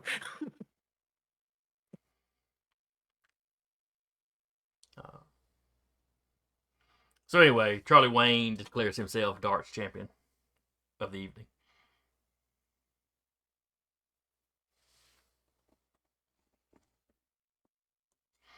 Hang on. I want to get on this now. All right. Kick his ass, Cortev. He steps like- back over with darts in hand as the little come at me. Now, little known fact about Caracas and the underbelly. All we do is hang out in bars all day. If you listen to the Nobles, he's like half a cup in. Also lightweight. He walked in. I'm not gonna get political. Half a bottle in. Yeah. Let me tell you about the trade baronies. Also- So I'm good at this. Also, Ty orders around for everyone but herself. And then she goes back to her bottle, her bucket. So I have show off. I would let that work. Yeah. Yeah. Do something flashy, cool, or impressive. Usually, but not exclusively with your weapon. I would definitely let that count for this. All right. Come at me, bro. So 19, 20, 21, 22, 25. Got there. More than beat mine. What'd you get? Oh, not that far off. 19. Okay. I threw a lot. So this was a much more competitive. Charlie does win, but it is a much more competitive game. He sweats more. He's like, oh yeah, you made me work for that champion one. of Caracas. I guess you can just beat anyone. I'm sure if Oh. you were sober. Well, Caracas Please can't go. really compete with Cradle, so yeah. If we're bringing in the Union natives here, care if I step up? He makes the hole after you. And we're both rolling. Yes.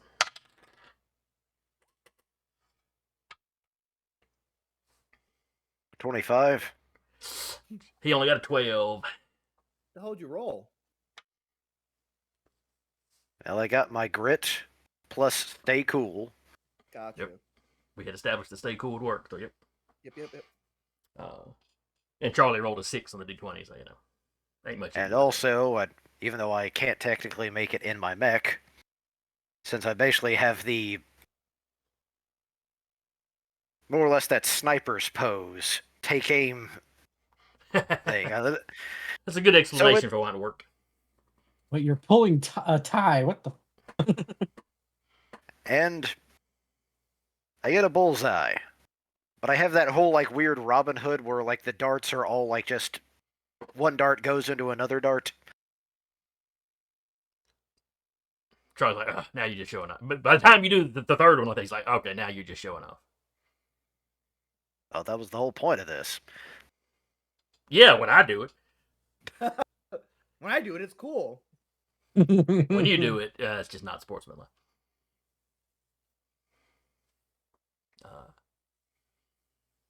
So how late do y'all drink? Because, it was afternoon. It was early afternoon when y'all rolled in here. Cortez pacing himself after that little outburst, and like he actually fell on his face. Not literally. Ty has like, fallen in the asleep darkness. with face on table. How much of the bucket is left? Maybe about that much. It's Cortez all gets a ice pillow. and cherries. Yeah, Cortez she's gets just a pillow face down on the table. on the face. Kokei's hologram is like standing next to the bucket. No, she's made herself small where she can stand on the table. It's not worth it. Looks over at Rabbit. We've got to get these people working on that artificial tongue for AIS thing. Oh no. And when I'm hearing that, I just gotta say, I'm still working on it.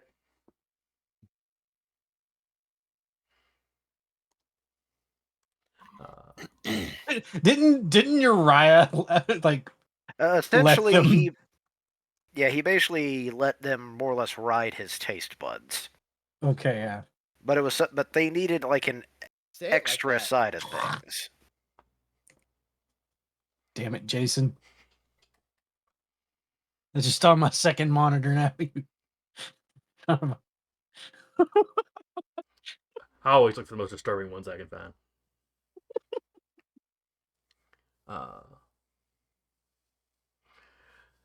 So it gets up a little more, a little more towards 6:30.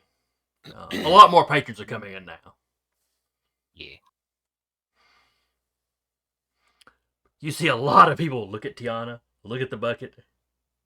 One or two even pass by to look and see how much is left in the bucket. He's like,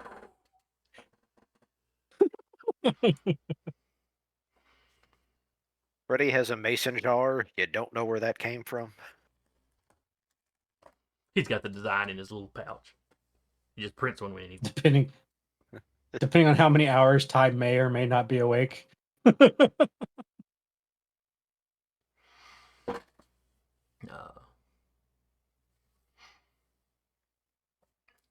So how long do y'all plan on staying?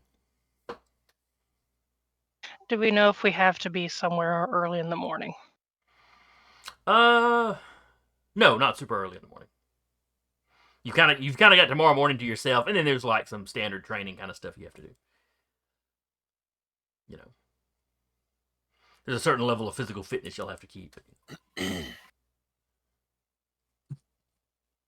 Uriah's gonna stay until he's can't. Or he's drug out. Yeah. Vika will stay to either carry or drag people. Okay. Charlie Wayne obviously is not going to leave before Yeah. the rest of you do. Obviously. You know, he's got to show that he can hold his liquor as well or better than anybody. Though he doesn't try to one-up Tiana's bucket. I don't think anyone's gonna want to tie his bucket. Well, I mean, he's got a bucket. Uriah bought him a bucket. Oh, well, he's not going to let it go to waste. He's holding it a lot better than Tiana, though. Like, I can only carry 2 people back. Maybe 3, depending on the people. Sounds like half a person. Yeah, I mean, Ty I can carry.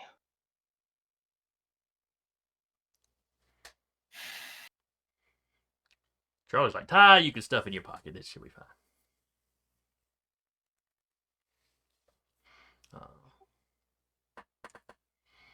Charlie Wayne winds up playing darts with some more people.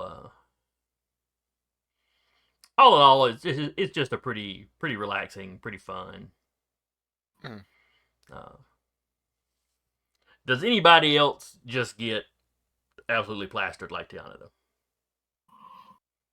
I know Uriah was talking about I need to get drunk. So how drunk does Uriah get? On a scale Well, of 1 to D20. here's the thing. I never said what my downtime was going to be. So my downtime is going to be get a damn drink. That's fair. Let's see, where did I put my core book? There we go. All right, get a damn drink. Give me a roll.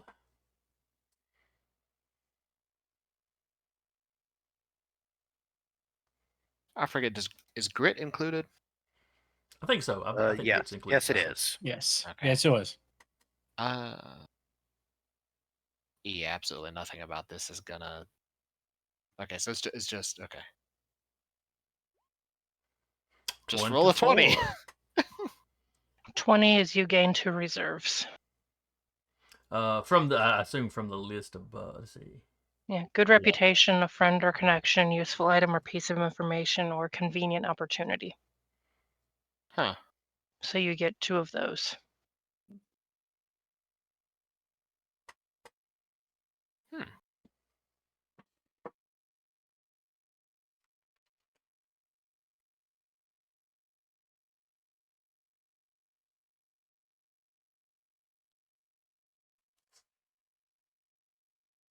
So which 2 would you like?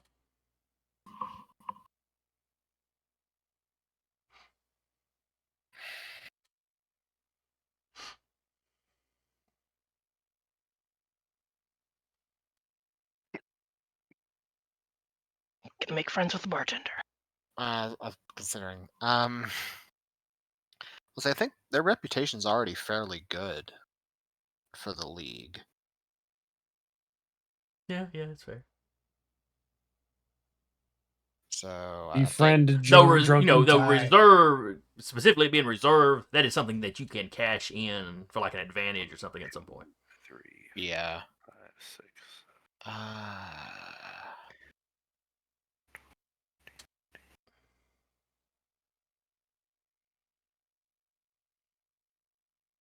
A friend or connection, you'd make a friend tonight, so you've got a buddy in town.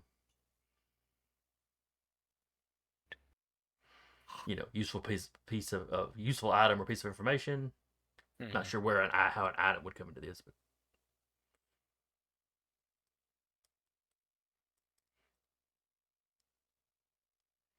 Found somebody's wallet with a high security clearance key card in it. Hello, my name is Frank. or a convenient opportunity. That's something else you could take.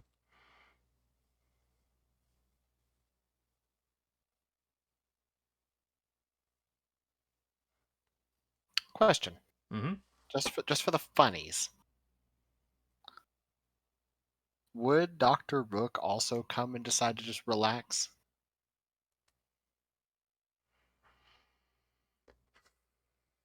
No, 'cause she was on duty. Though if y'all stay there for a chunk of the evening, Uriah's planning on it. This is why I'm asking, because I know she's on duty like afternoon. I'm talking about like night. okay, even or odd. Odd. It is odd, indeed. Towards the tail end of probably when y'all would be standing there. Mm-hmm. You just see a little group of people come in, and you see Dr. Rook. She doesn't seem to know. I mean, there's. It's not crowded, but it is decently full. It is decently busy at this point. Hmm.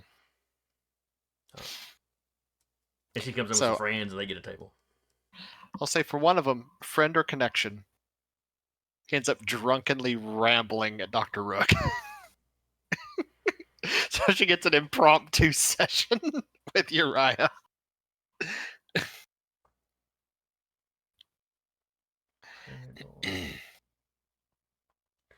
So friend or connection, Dr. Rook.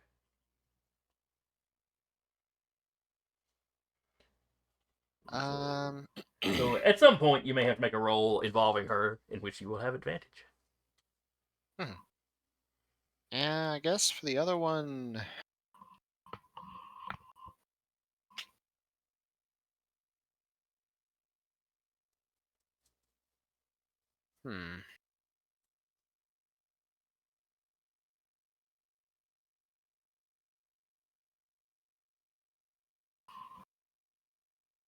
I'm not sure.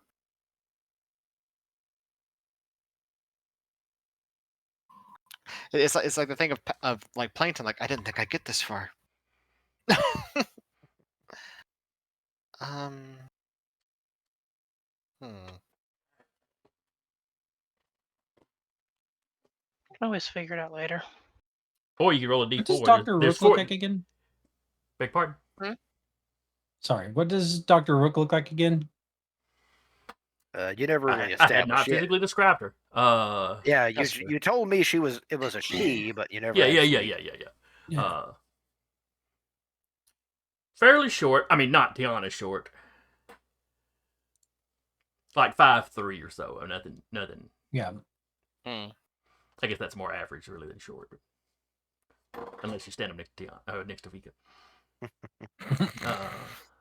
With Anyone Vika, short if you're standing next to with me. Vika and Tiana, we have the two extremes. Let's be honest here. Short, dark hair. Kind of Mediterranean complexion. So she really kind of fits in well here in the league. But she's from somewhere. She's not from Cradle, but she's from somewhere deeper towards the core of Union.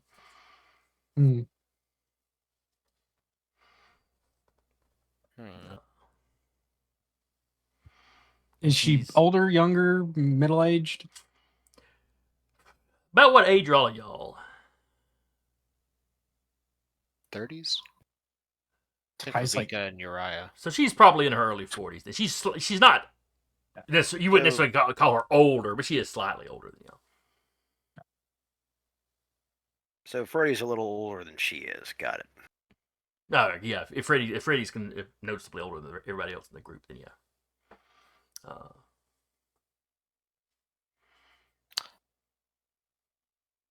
I'll say a convenient opportunity. And she's not overweight, but she's a little thick. I'll say as a convenient opportunity. I don't know what the opportunity is. I haven't thought that far, but I'll say because like an item or like piece of information, he's not going to remember the piece of information. He's getting drunk. I think Well, the it only could reason be. It could also be a bit of information that takes effect like immediately or something. But but convenient opportunity is fine. Yeah, I'll say, and if it was an item, then he like probably like lifted it at some point during the night. Passed Or- it to Vika. or- Like, shh, put this in your or- pocket. Or won it playing darts. Also true, but yeah, let's go with opportunity. All right. He stole a bag of dino nuggets.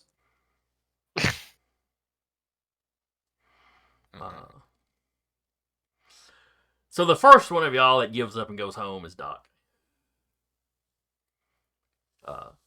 He's been nursing beers. He is not drunk or anything. It's just y'all been here since early afternoon. He's gonna, he's gonna go do something else. He's to head back to base. Mm-hmm. He kind of double checks with everybody to make sure. Okay, there's enough sober people to carry the not ones sober ones home. Okay, y'all are good. Good enough. And he heads out. Now, do any of y'all take off earlier, or does everybody else pretty much stay until the entire group gets up and goes? Because I'm the staying designated I tight. ain't walking. Ty will go when Yeah. she is carried. Yeah, Freddy's basically being the designated sober. He has had at least had a drink, but he knows some of his team definitely needs his help. Now, name it any names. They may be smaller than most people. All right, so when y'all get ready to go, who is actually drunk? Tiana, obviously. I about to say that was Uriah's whole goal. That was his whole goal. Now, as he can't walk, is he sleeping like Tiana? Is he having trouble walking? Or is he just a little, He is definitely inebriated. Okay. Can't walk a straight line. Yeah, he absolutely cannot walk a straight. He's not like take one step and fall over drunk, but he's definitely stumbling.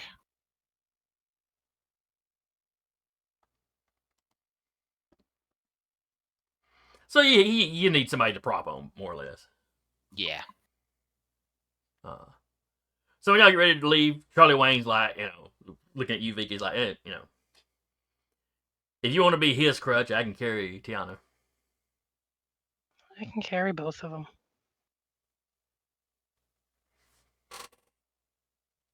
That just feels ungentlemanly. They're my siblings. That don't mean you can't have help. We're all friends. Picks up Tiana princess style. And like, Uriah, feel free to use me as a crutch. Hops onto her back. Or be a backpack, this works. All right, so y'all go out onto the street. I was going to say staggering out onto the street, but Vika's probably not staggering under that weight. They're both fairly light. Yeah, Uriah is not a big dude, and Tiana is very specifically small. Yeah, Uriah is definitely more like live athletic.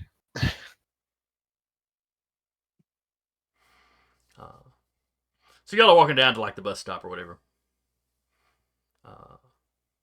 She probably hooked Tiana's rum bucket on like her foot to like dangle off the foot. Souvenir rum bucket. Yep, you gotta take a souvenir.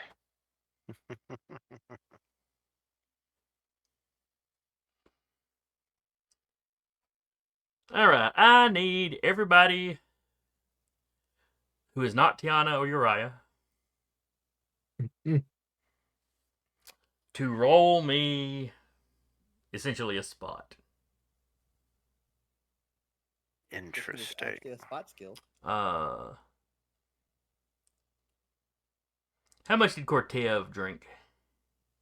Hey, he got a little mouthy, but that's more inhibitions. It's not anything with his Okay. cognitive functions. Oh shit! Just roll a 20. All right, so Vika's gone into protective big sister mode. rolls a 28. Freddie rolls a 20. How are y'all this alert after a night of drinking? And what'd you get, Cortev? Nothing. I got. Why do you think Freddy knows how to make wake up juice? I got like an 11. I technically succeeded, but I got like an 11 between it. The difference between an 11 and a 28. All right, I better roll for Charlie. He rolled a 1 on the dice. And he drank just enough that I'd say he has a disadvantage. Or difficulty. He's in the negative. Stop. No, he rolled a 1 on that dice too, so he's only at a 0.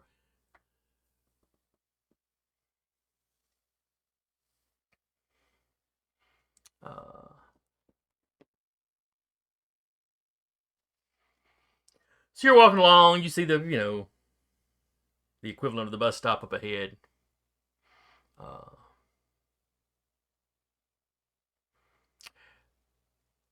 And from behind you, you hear.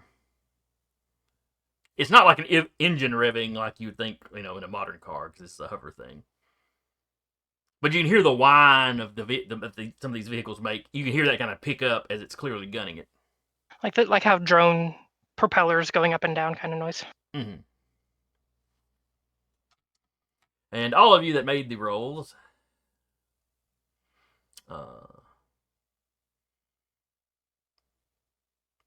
so Vika and Freddy, you glance back behind it. There's a vehicle coming up on the sidewalk right behind you. The two of you can get out of the way without making any additional rolls because y'all got crits. So you dive out of the way. Vika, you drag Tiana and Uriah with you. She will call out to the others, like, move! So Cortev I will and... shout out, incoming! Alright, so Cortev and Charlie Wayne both get rolls. I gotta get somewhere quick. I'm chilling. Oh yeah, I better check and see what he's got. There it is. Okay. Oh, I need to let him use that one at some point. 24 on my end. Wait, no. 28. Okay. You didn't notice it coming, but when somebody shouted at you, you sprang into action. You dive roll over to one side. Mm-hmm.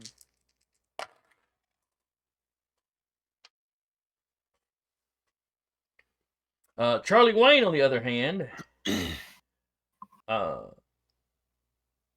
it's kind of like, what? Oh, crap!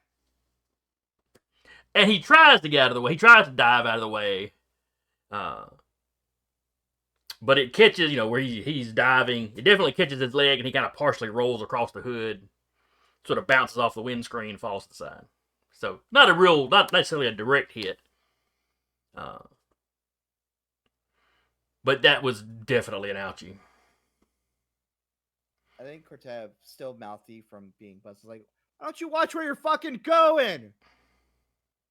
Vika's trying to get as much detail on that. It's got, Woken. We'll say it's got some kind of serial number or, license plate number or something on the back. But, they're nice enough that they seem to be turning their car around to give you a better view as they come back by. Vika's setting down Tiana and Uriah and moving to grab Charlie. With all the noise, Ty probably would have woken up in a drunken, probably stupor, but... Any Sets her in the large object or... Because this is more or less a car, as you described it. Right. This is essentially, think of it like a hover car or something, yeah. I would like to attempt to hack the car. One of the things I would actually like to do, well, hack, fix, but it more or less, is it like gravitational, or is it actually like a turbine jet? Like an actual holding it up? We'll say gravitational. I think they have that kind of tech here. They do have gravity guns, so... Alright, and I will... Essentially, I will try to, like, grab object or throw something. I'm trying to actually make sure I hit, essentially, one of the control surfaces. Essentially, I'm purposely trying to make this car swerve and crash. Okay. So you're like trying to find some random something that you can pick up and throw that would be big enough to make a car, right? No, because essentially that's why I was saying control surfaces. Essentially, I'm trying to get it to go like, that's why I asked about turbines. I'm trying to get something to basically get sucked up into it or something like that. Oh, no. This is, like I said, this is using gravity type. Yeah. Repulsor. That's why I mentioned control surfaces. Essentially, damage as a means to steer it. Well, think about a car. You're trying to get something in. You're trying to bust through the windshield and do some damage No, to make it no. lose control. I don't No, understand. no. I don't Go understand. under it. Under it. Okay, well, it would just be lifting off of that, so you might make it wobble. Which, you Essentially, know, it might be enough to at least give people advantage in getting out of the way if it's coming back by again. That's what I was asking. Like, Or if you I got if mentioned- you got a crit, I would say you let it you cause it to plow into okay. something. I and think and Cortez was Corteo- trying to yeah. hack it. And what were you doing? Yeah. I'm actively going to try to hack the thing. Okay, and you can hack things without having to touch on them or I access to have them. the subjectivity, yeah. Okay, so both of Vika's you give me rolls. So attempting y'all to doing it at the grab same time. Vika, you dump them two in the alleyway where it shouldn't be able to get to them, and you're Yeah, I moving. figured the too narrow an opening. You're running for Charlie. Okay. It's Go like, ahead and give me please a roll just for stay that, here. too. Please just stay here. 25 to damage it. Okay. And Cortez, what did you get? 12, 13, 14, Ty is watching all of this happen. 16 on hack fix. Okay. More or less, if to go like your way, if I don't think I was explaining it well. Essentially, whereas throw a monkey wrench in it, I'm literally throwing a wrench at it. Okay. Even if And it then means what just did, going through the What did Vika going get? through the windshield. 22.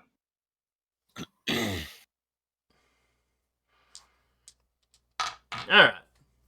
So you run past these other two that are doing stuff, but also kind of off to one side goes because Charlie got knocked, and he kind of slammed up against the dumpster. He's laying there. He appears to be unconscious. Dumbass. Come on. Hoist over shoulder. He is much heavier than Tiana and Uriah combined. Lifting with the knees. Oh no, you gotta lift the lower back with a sharp twisting motion. Yeah, do the twist as Yeah, you're lifting from that. the waist. That's why I had to Famously cut off always the a good screen idea. because some reason I just got a severe pain right in the bottom of my back before I had to cut off. Someone who's listening to us just developed sciatica from that. So yeah, you got I him kind of felt over my both own shoulders. just sciatica kinda, there.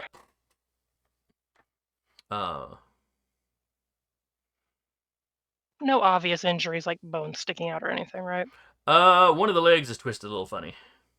You don't know how That's bad gonna hurt it when he is. wakes up. He's got a when he slammed into the thing, there's definitely a scalp wound. Once you've seen enough wounds, you realize that it's just a little flesh wound, but it's on the scalp. So it's Scalps bleeding. bleed like a son of a bitch. Yeah, they do. That's why they. Other people in the street are reacting and diving away. Vika, when you grab him and start running, somebody that was coming out the door of a shop when this happened, steps out of the way and is motioning you inside the shop. She'll duck into the doorway. And there's a commotion, and somebody that works there is talking about, for a first aid kit and runs to the back or whatever. This is not a super, super busy street, but there were people out and about. She'll motion to Uriah and Tiana if the car is good enough distance away to come over this way. Okay. Well, let's get back to what's happened to the car. All right, Freddy. So you grab something that's heavy and metallic and you chunk it.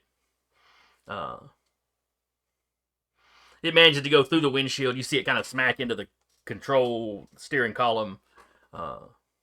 Maybe it damaged something. Maybe it hit the guy or whoever's driving its hand or whatever. There's definitely a reaction there, and it sort of veers a little out of control. It ends up crossing the street, plowing into a light pole.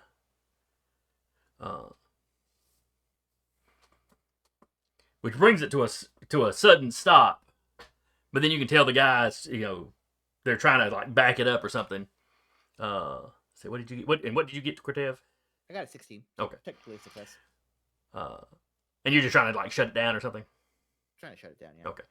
So yeah, it's it starts to try to back up off that pole, and then everything just turns off and it just drops to the ground. Not the slow settle that it does. If you were literally sitting there and turned the key off, assuming it had a key, it would still do kind of an automatic. It would lower itself to the ground. Now this is just you just cut power and it goes thump. Yeah, he just has it like that, and then he just He goes up to them.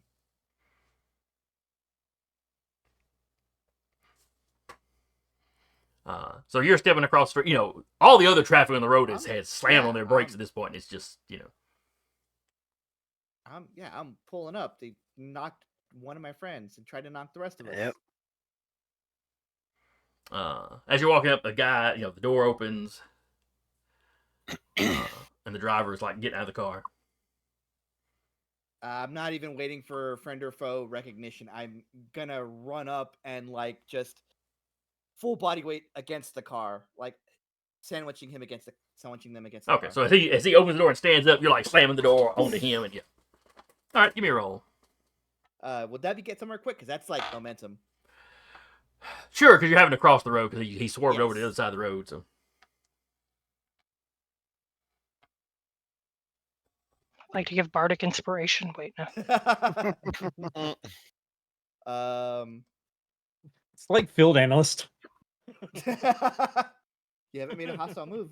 Yeah. Are you Here, sober have enough to do field analyst? Here's No, 66. I- Go have fun. I do not need it. I guarantee you. That is 18 plus 4 is 22. 22. yeah, so he's getting up. You do that. You slam him back against there. His head, the back of his head hits like the very kind of top edge of the car, Mhm. really hard. He drops something out of his hand. Very clearly a pistol of some kind. Yep.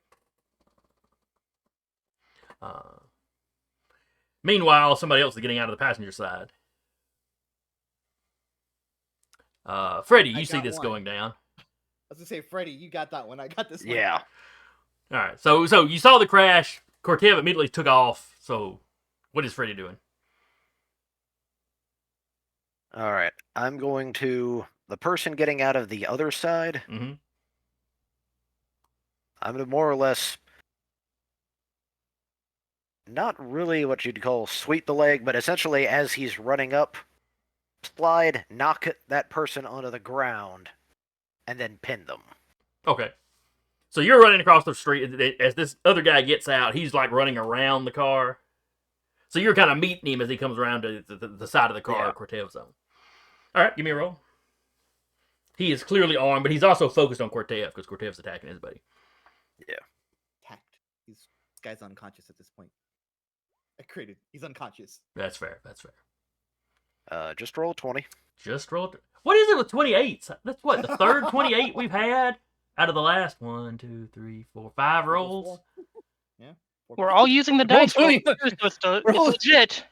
Okay, I don't want to hear Roll nothing else 20. but the dice roller. When I tell you the dice roller loves you, you know it's true now. Well, mind you, we are out of mech combat right now. Fair. This So is yeah. narrative combat. So yeah, you run up,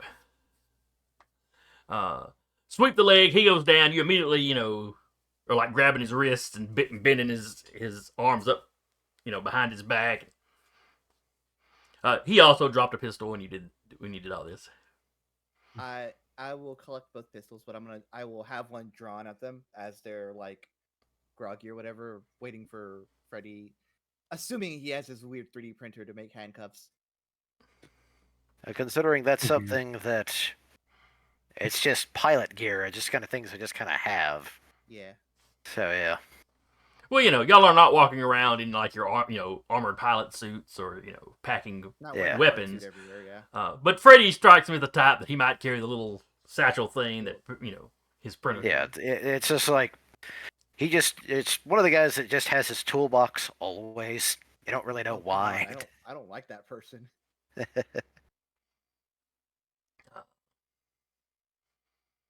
Yeah, guns drawn like at them. Their own So gun. yeah, you several people from the crowd, you know, from the people that in vehicles that stopped are getting out to see what's going on. People on the street are running up, making sure y'all are okay. You know, lots of people are on their various communication devices, you know, calling the authorities. Yep. Vika inside the store, And one of the cashier chicks, you know, she runs it with a real basic first aid, but they, you know, alcohol swab, And of run of course, mill bandages. Our medic's the one that's drunk. Tiana, in an alleyway currently. You're not really understanding what happened. It's like, what, was there a car accident? Vika is going to be looking over at Tiana and be like, Tiana, No. eye contact, please. You have Doc's number. Yeah. Please tell him to come back. Tell him Charlie Wainwright's been hurt. She goes to send a message to Doc. It's very basic. It's like, Charlie's hurt. Here's cords, and she sends the cords. I assume you could just do that. Pin drop on Google Maps it. Yeah. And also, I contact the base and let them know we were attacked leaving the bar. You immediately get a reply. We have your coordinates. We are notifying local authorities. We are rolling some of our own people out. Basically, like Union's equivalent of MPs. Pi is doing everything in her power to sober up. Now that the initial adrenaline rush of like running And, 20 feet and knocking somebody out has worn off, Cortev looks at now higher brain function takes over again. And Cortev looks at these people. Does he recognize either of them? No, they don't look at any individual you've seen before. Okay. Freddie, what were you about to say? I was about to ask. You know, drunk driving's bad for you. More importantly, why did you feel the need to attack us?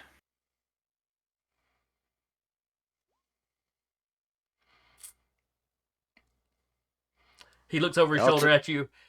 It's a 28, but not a 20.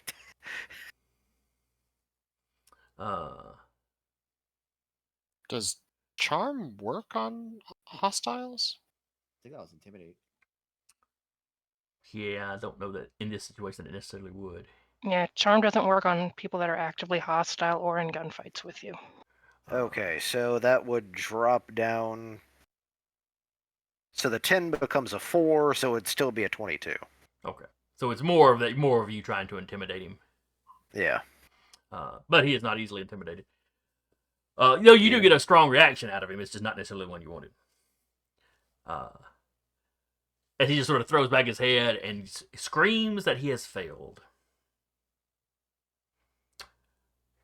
Which is just weird. But then a second later, you see a little bit of gray, almost like bubbling up out of his skin here, and a little bit over here. Is it similar to the... Does Uriah see that? Uriah's all drunk off his ass. No. He was capable of walking. He was actually better off than Tiana. Yeah. He just jumped onto Vika's back for a piggyback. Yeah. So give me a roll for spotting. Okay. Give yourself a difficulty because you have had some. You are somewhat drunk. I figured as much. Even though the adrenaline of all this has probably got you wide-eyed. The trick is though, with me who's sober, considering some of the reports that I've seen and research we've done, would I recognize what this is? You might. You can go give me a roll for you. I'm fairly certain Uriah knows exactly what this is, considering all of the research he's done. All right, so you got an 18. Patrick? Okay. Vika's not focused on anything outside of this room. 3 of her 4 favorite people are in the room. That's fine. Ty is actively trying to sober up after what's happened.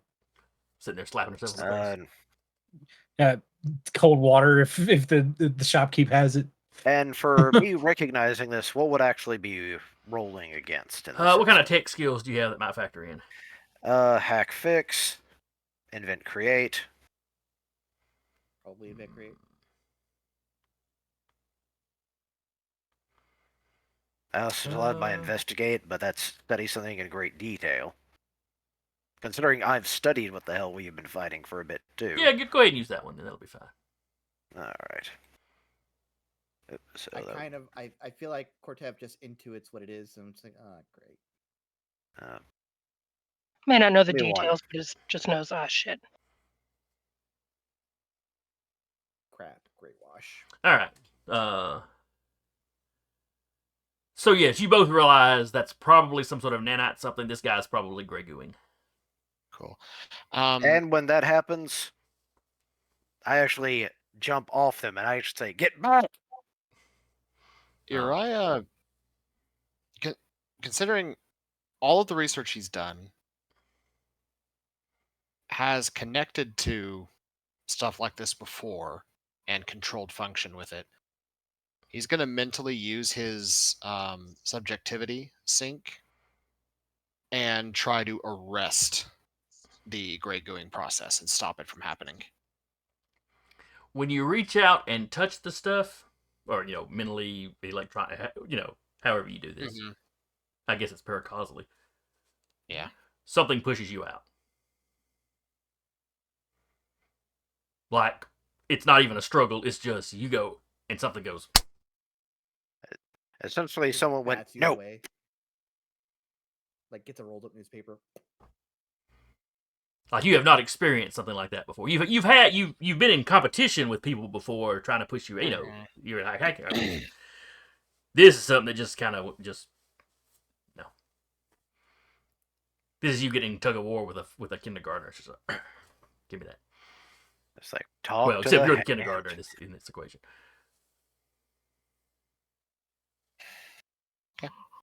Now the unconscious one, the one that Cortev knocked out, this is not happening to him. Because I immediately kind of make that connection because he said he failed. Mm-hmm. This is their equivalent of a suicide pill. So yeah, anyway, you got a crit there, Freddy. So yeah, you leap off before any of it gets on you. It kind of bubbles over him, and the crowd is freaking out when they see this. And it takes out, like, some of the road is affected. The very, he was coming around the car, so y'all right next to the car, so the very edge of the car there gets affected a little bit. But it doesn't just keep spreading. It's like you have kind of this bubbles up,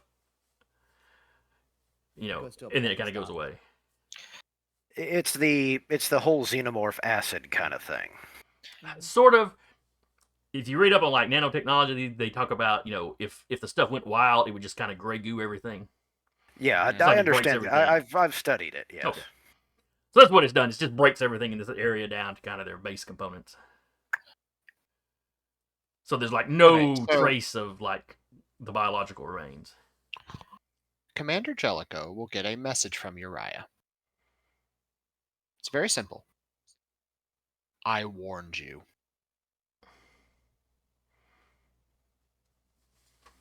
And I asked, is Tiana sober? Is Sober? Tiana sober? No, she is awake now. Okay. She's trying to sober up, but it's not. And you hear sirens, and the local authorities start showing up at this point. I asked Tiana, do you have any sedatives? Try to remember. Do you have any sedatives in your patch?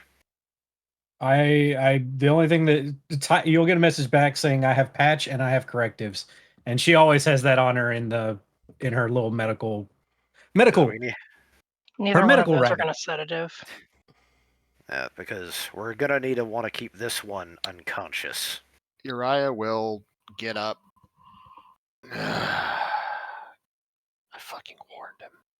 He'll walk over, pull out an injector, and just stab the man in the chest with it and just inject him with it. All right, what are you injecting with? Freeze. All right, what does freeze do? Says keep the pilot calm and emotionally stable, deadens fear and other strong reactions.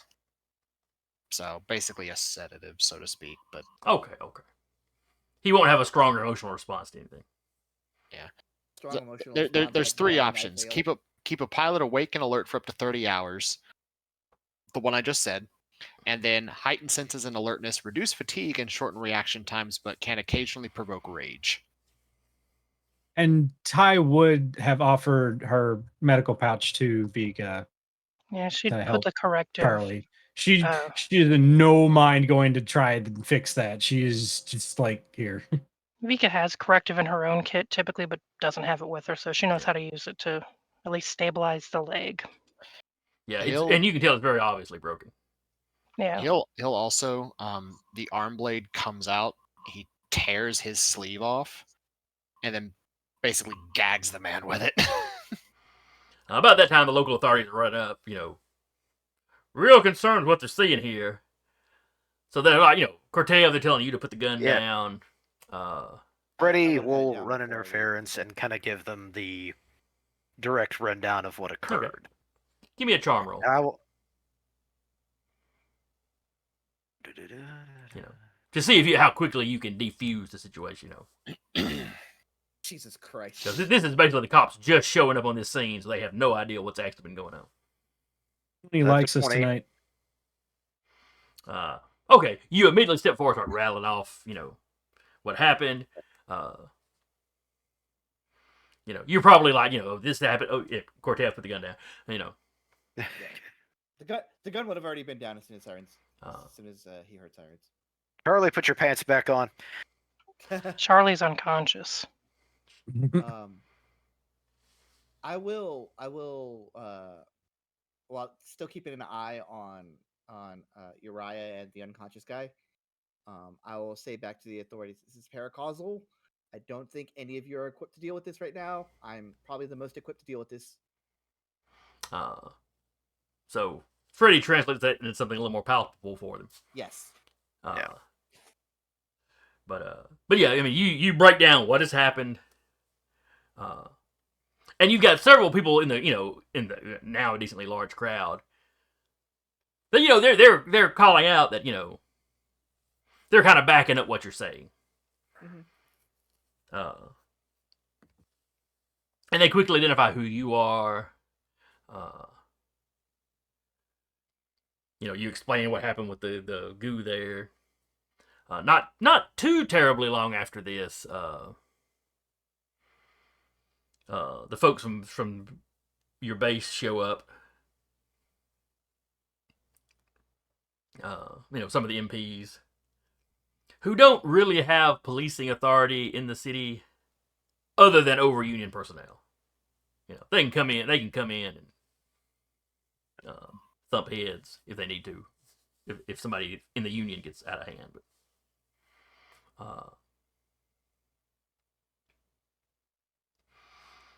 so the local authorities take the guy in.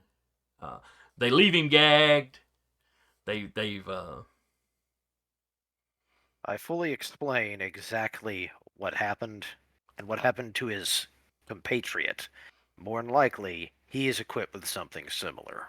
So yeah, they're gonna take him in. They're gonna, they've already called ahead. There'll be doctors there to basically try to keep this guy under. And they'll examine him, try to see, if he's got some sort of tech in him, can they neutralize it, that sort of thing. And also, any ID, even if it's fake, it gives us something to start with. Because if it's fake, you can track back to where it was produced. Yeah, and by the time this is all getting wrapped up, there's a lieutenant on, or the equivalent of like a police lieutenant on hand. He's like, yes, we will give a full report, to your commander, who undoubtedly will share it with you. If we can Before find out they who these people are, leave, any of that. Uriah will speak up. Is like, leave no one with him alone.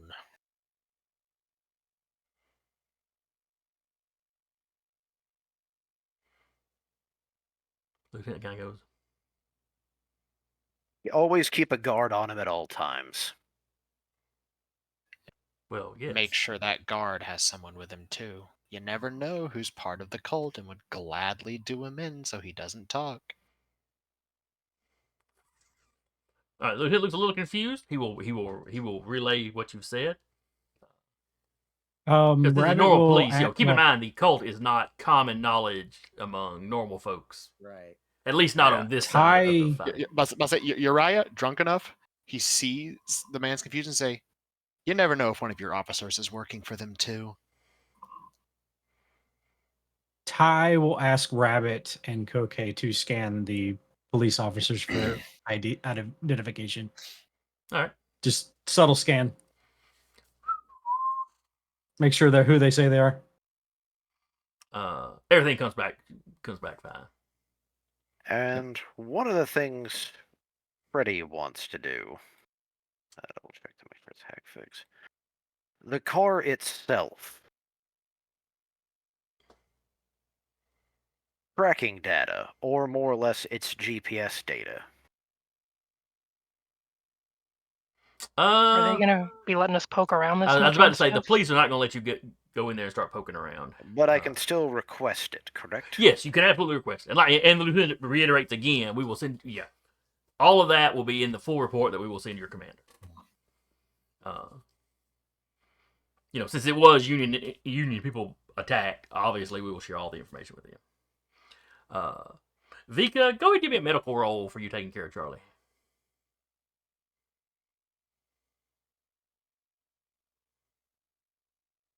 I would say, could I give her time. accuracy like talking, but I don't think that would work with Ty right now. No, not right now. I mean, I did take patch in the last one, because I'm like, somebody else needs medic stuff, so. Oh, hey, you got patch at work because this is first aid you're doing. It's like you're not doing surgery in this one little shot. 16. Okay. Yeah, you set the leg. It's clearly broken, but the bone isn't sticking out or anything. You're pretty sure he's concussed. But it doesn't seem to be anything just immediately life-threatening. And of course, when the authorities show up, the emergency service shows up with that. And they cart him off to the hospital.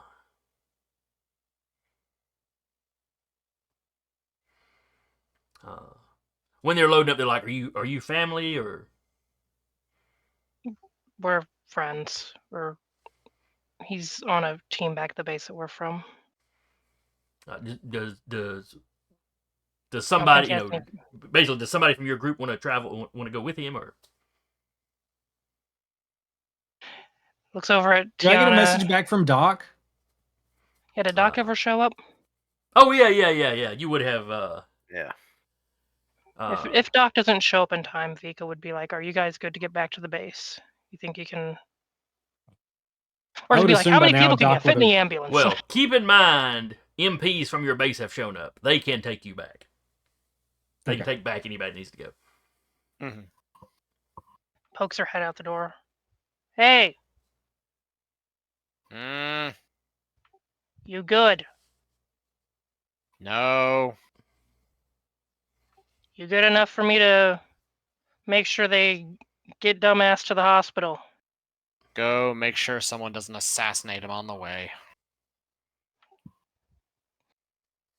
Gives him a look like we are talking about this later, and she'll ride along if Doc doesn't make it back in time. Okay. The message from Doc is basically he's on the equivalent of a bus. He can't just turn around and come back. Okay.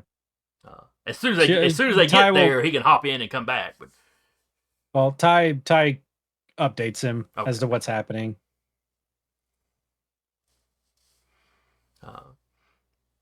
Then all of y'all get back to base safely. Vika, you're at the hospital 45 minutes, maybe an hour. When Doc and hang on a second. Which one was it? Esther. The two of them. Slipstream? Hellstorm. Oh, okay. She would have sent a message to Set too, in case Set wondered why she didn't come back with the others. Actually, Set would have been sending you messages because your heart rate picked up. Yeah, she would have said, "I'm fine. And if you can get any video of the area from where you are," which I'm not entirely sure if that would work, go for it, girl. She could probably do it. People might notice. I mean, would Rabbit and Koke have recordings? Because if something happened like that, I would assume they'd immediately start recording. Be like those dash cams that are like... They don't have... Like the initial y'all diving out of the way when it first came through, they weren't recording then. As soon as that happened, yes, they would have started recording. Yeah. So they don't have anything... Yeah. I'm assuming all the shops on the street have cameras too. Yeah. So they probably don't have Charlie getting hit by the car recorded. But by the time the car was turning around, they had picked it up, so they got all the rest of it. Yep. But anyway, what I say, Vika, they Doc and Esther show up and kind of relieve you, so you can head back. Let me know when he wakes up. No, they will. They'll send a message out as soon as they know anything. And the doctors had given you a very basic rundown because this isn't Earth. They don't really have HIPAA. Hippocratic Oath. Oh, he's union and they're union. That's close enough to family for our purposes. But yeah, I mean they do a quick. Yeah, the leg's definitely broken. Yeah, he's concussed. The brain doesn't seem to be swelling or anything. They'll keep him for observation overnight, and as long as he wakes up in the morning fine, they can ship him back to the base. Yeah, they can ship him back to the base, and y'all's medic teams can handle it from there.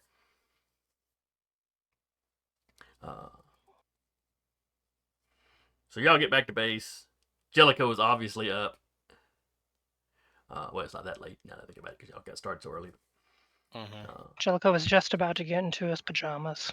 Jellicoe was at home relaxing, but he's got the one piece outfit and the little hat.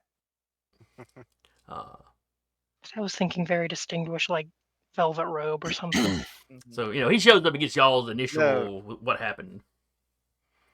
He's in like the twin tails, the top hat, cane, and a monocle, but it's all pajama material for some reason. So he doesn't grill y'all because obviously some of you the adrenaline. By the time y'all get home, the adrenaline's wearing off. So yeah, Tiana's getting a little iffy again. But But like you- from Freddy like- and Kortev, he gets some and Uriah's not sober, but not shit faced. So he gets the basic information of what happened from y'all. And yeah, Rabbit and Koke share the video. Oh yeah. And he will share whatever the police send to him, he'll share their report with you. And then Freddy catches your eye, and that thing we were discussing earlier, I think I can get that expedited now. Thank you, sir. So tomorrow morning, and then he kind of looks at Tiana. Tomorrow afternoon. She's still got. Tiana she's got holding like the little rum bucket still? She's holding the rum bucket like this. Like she's trick or and the treating. rabbit's in the other arm, and she's just like, "Thank you." So yeah, tomorrow afternoon, special meeting.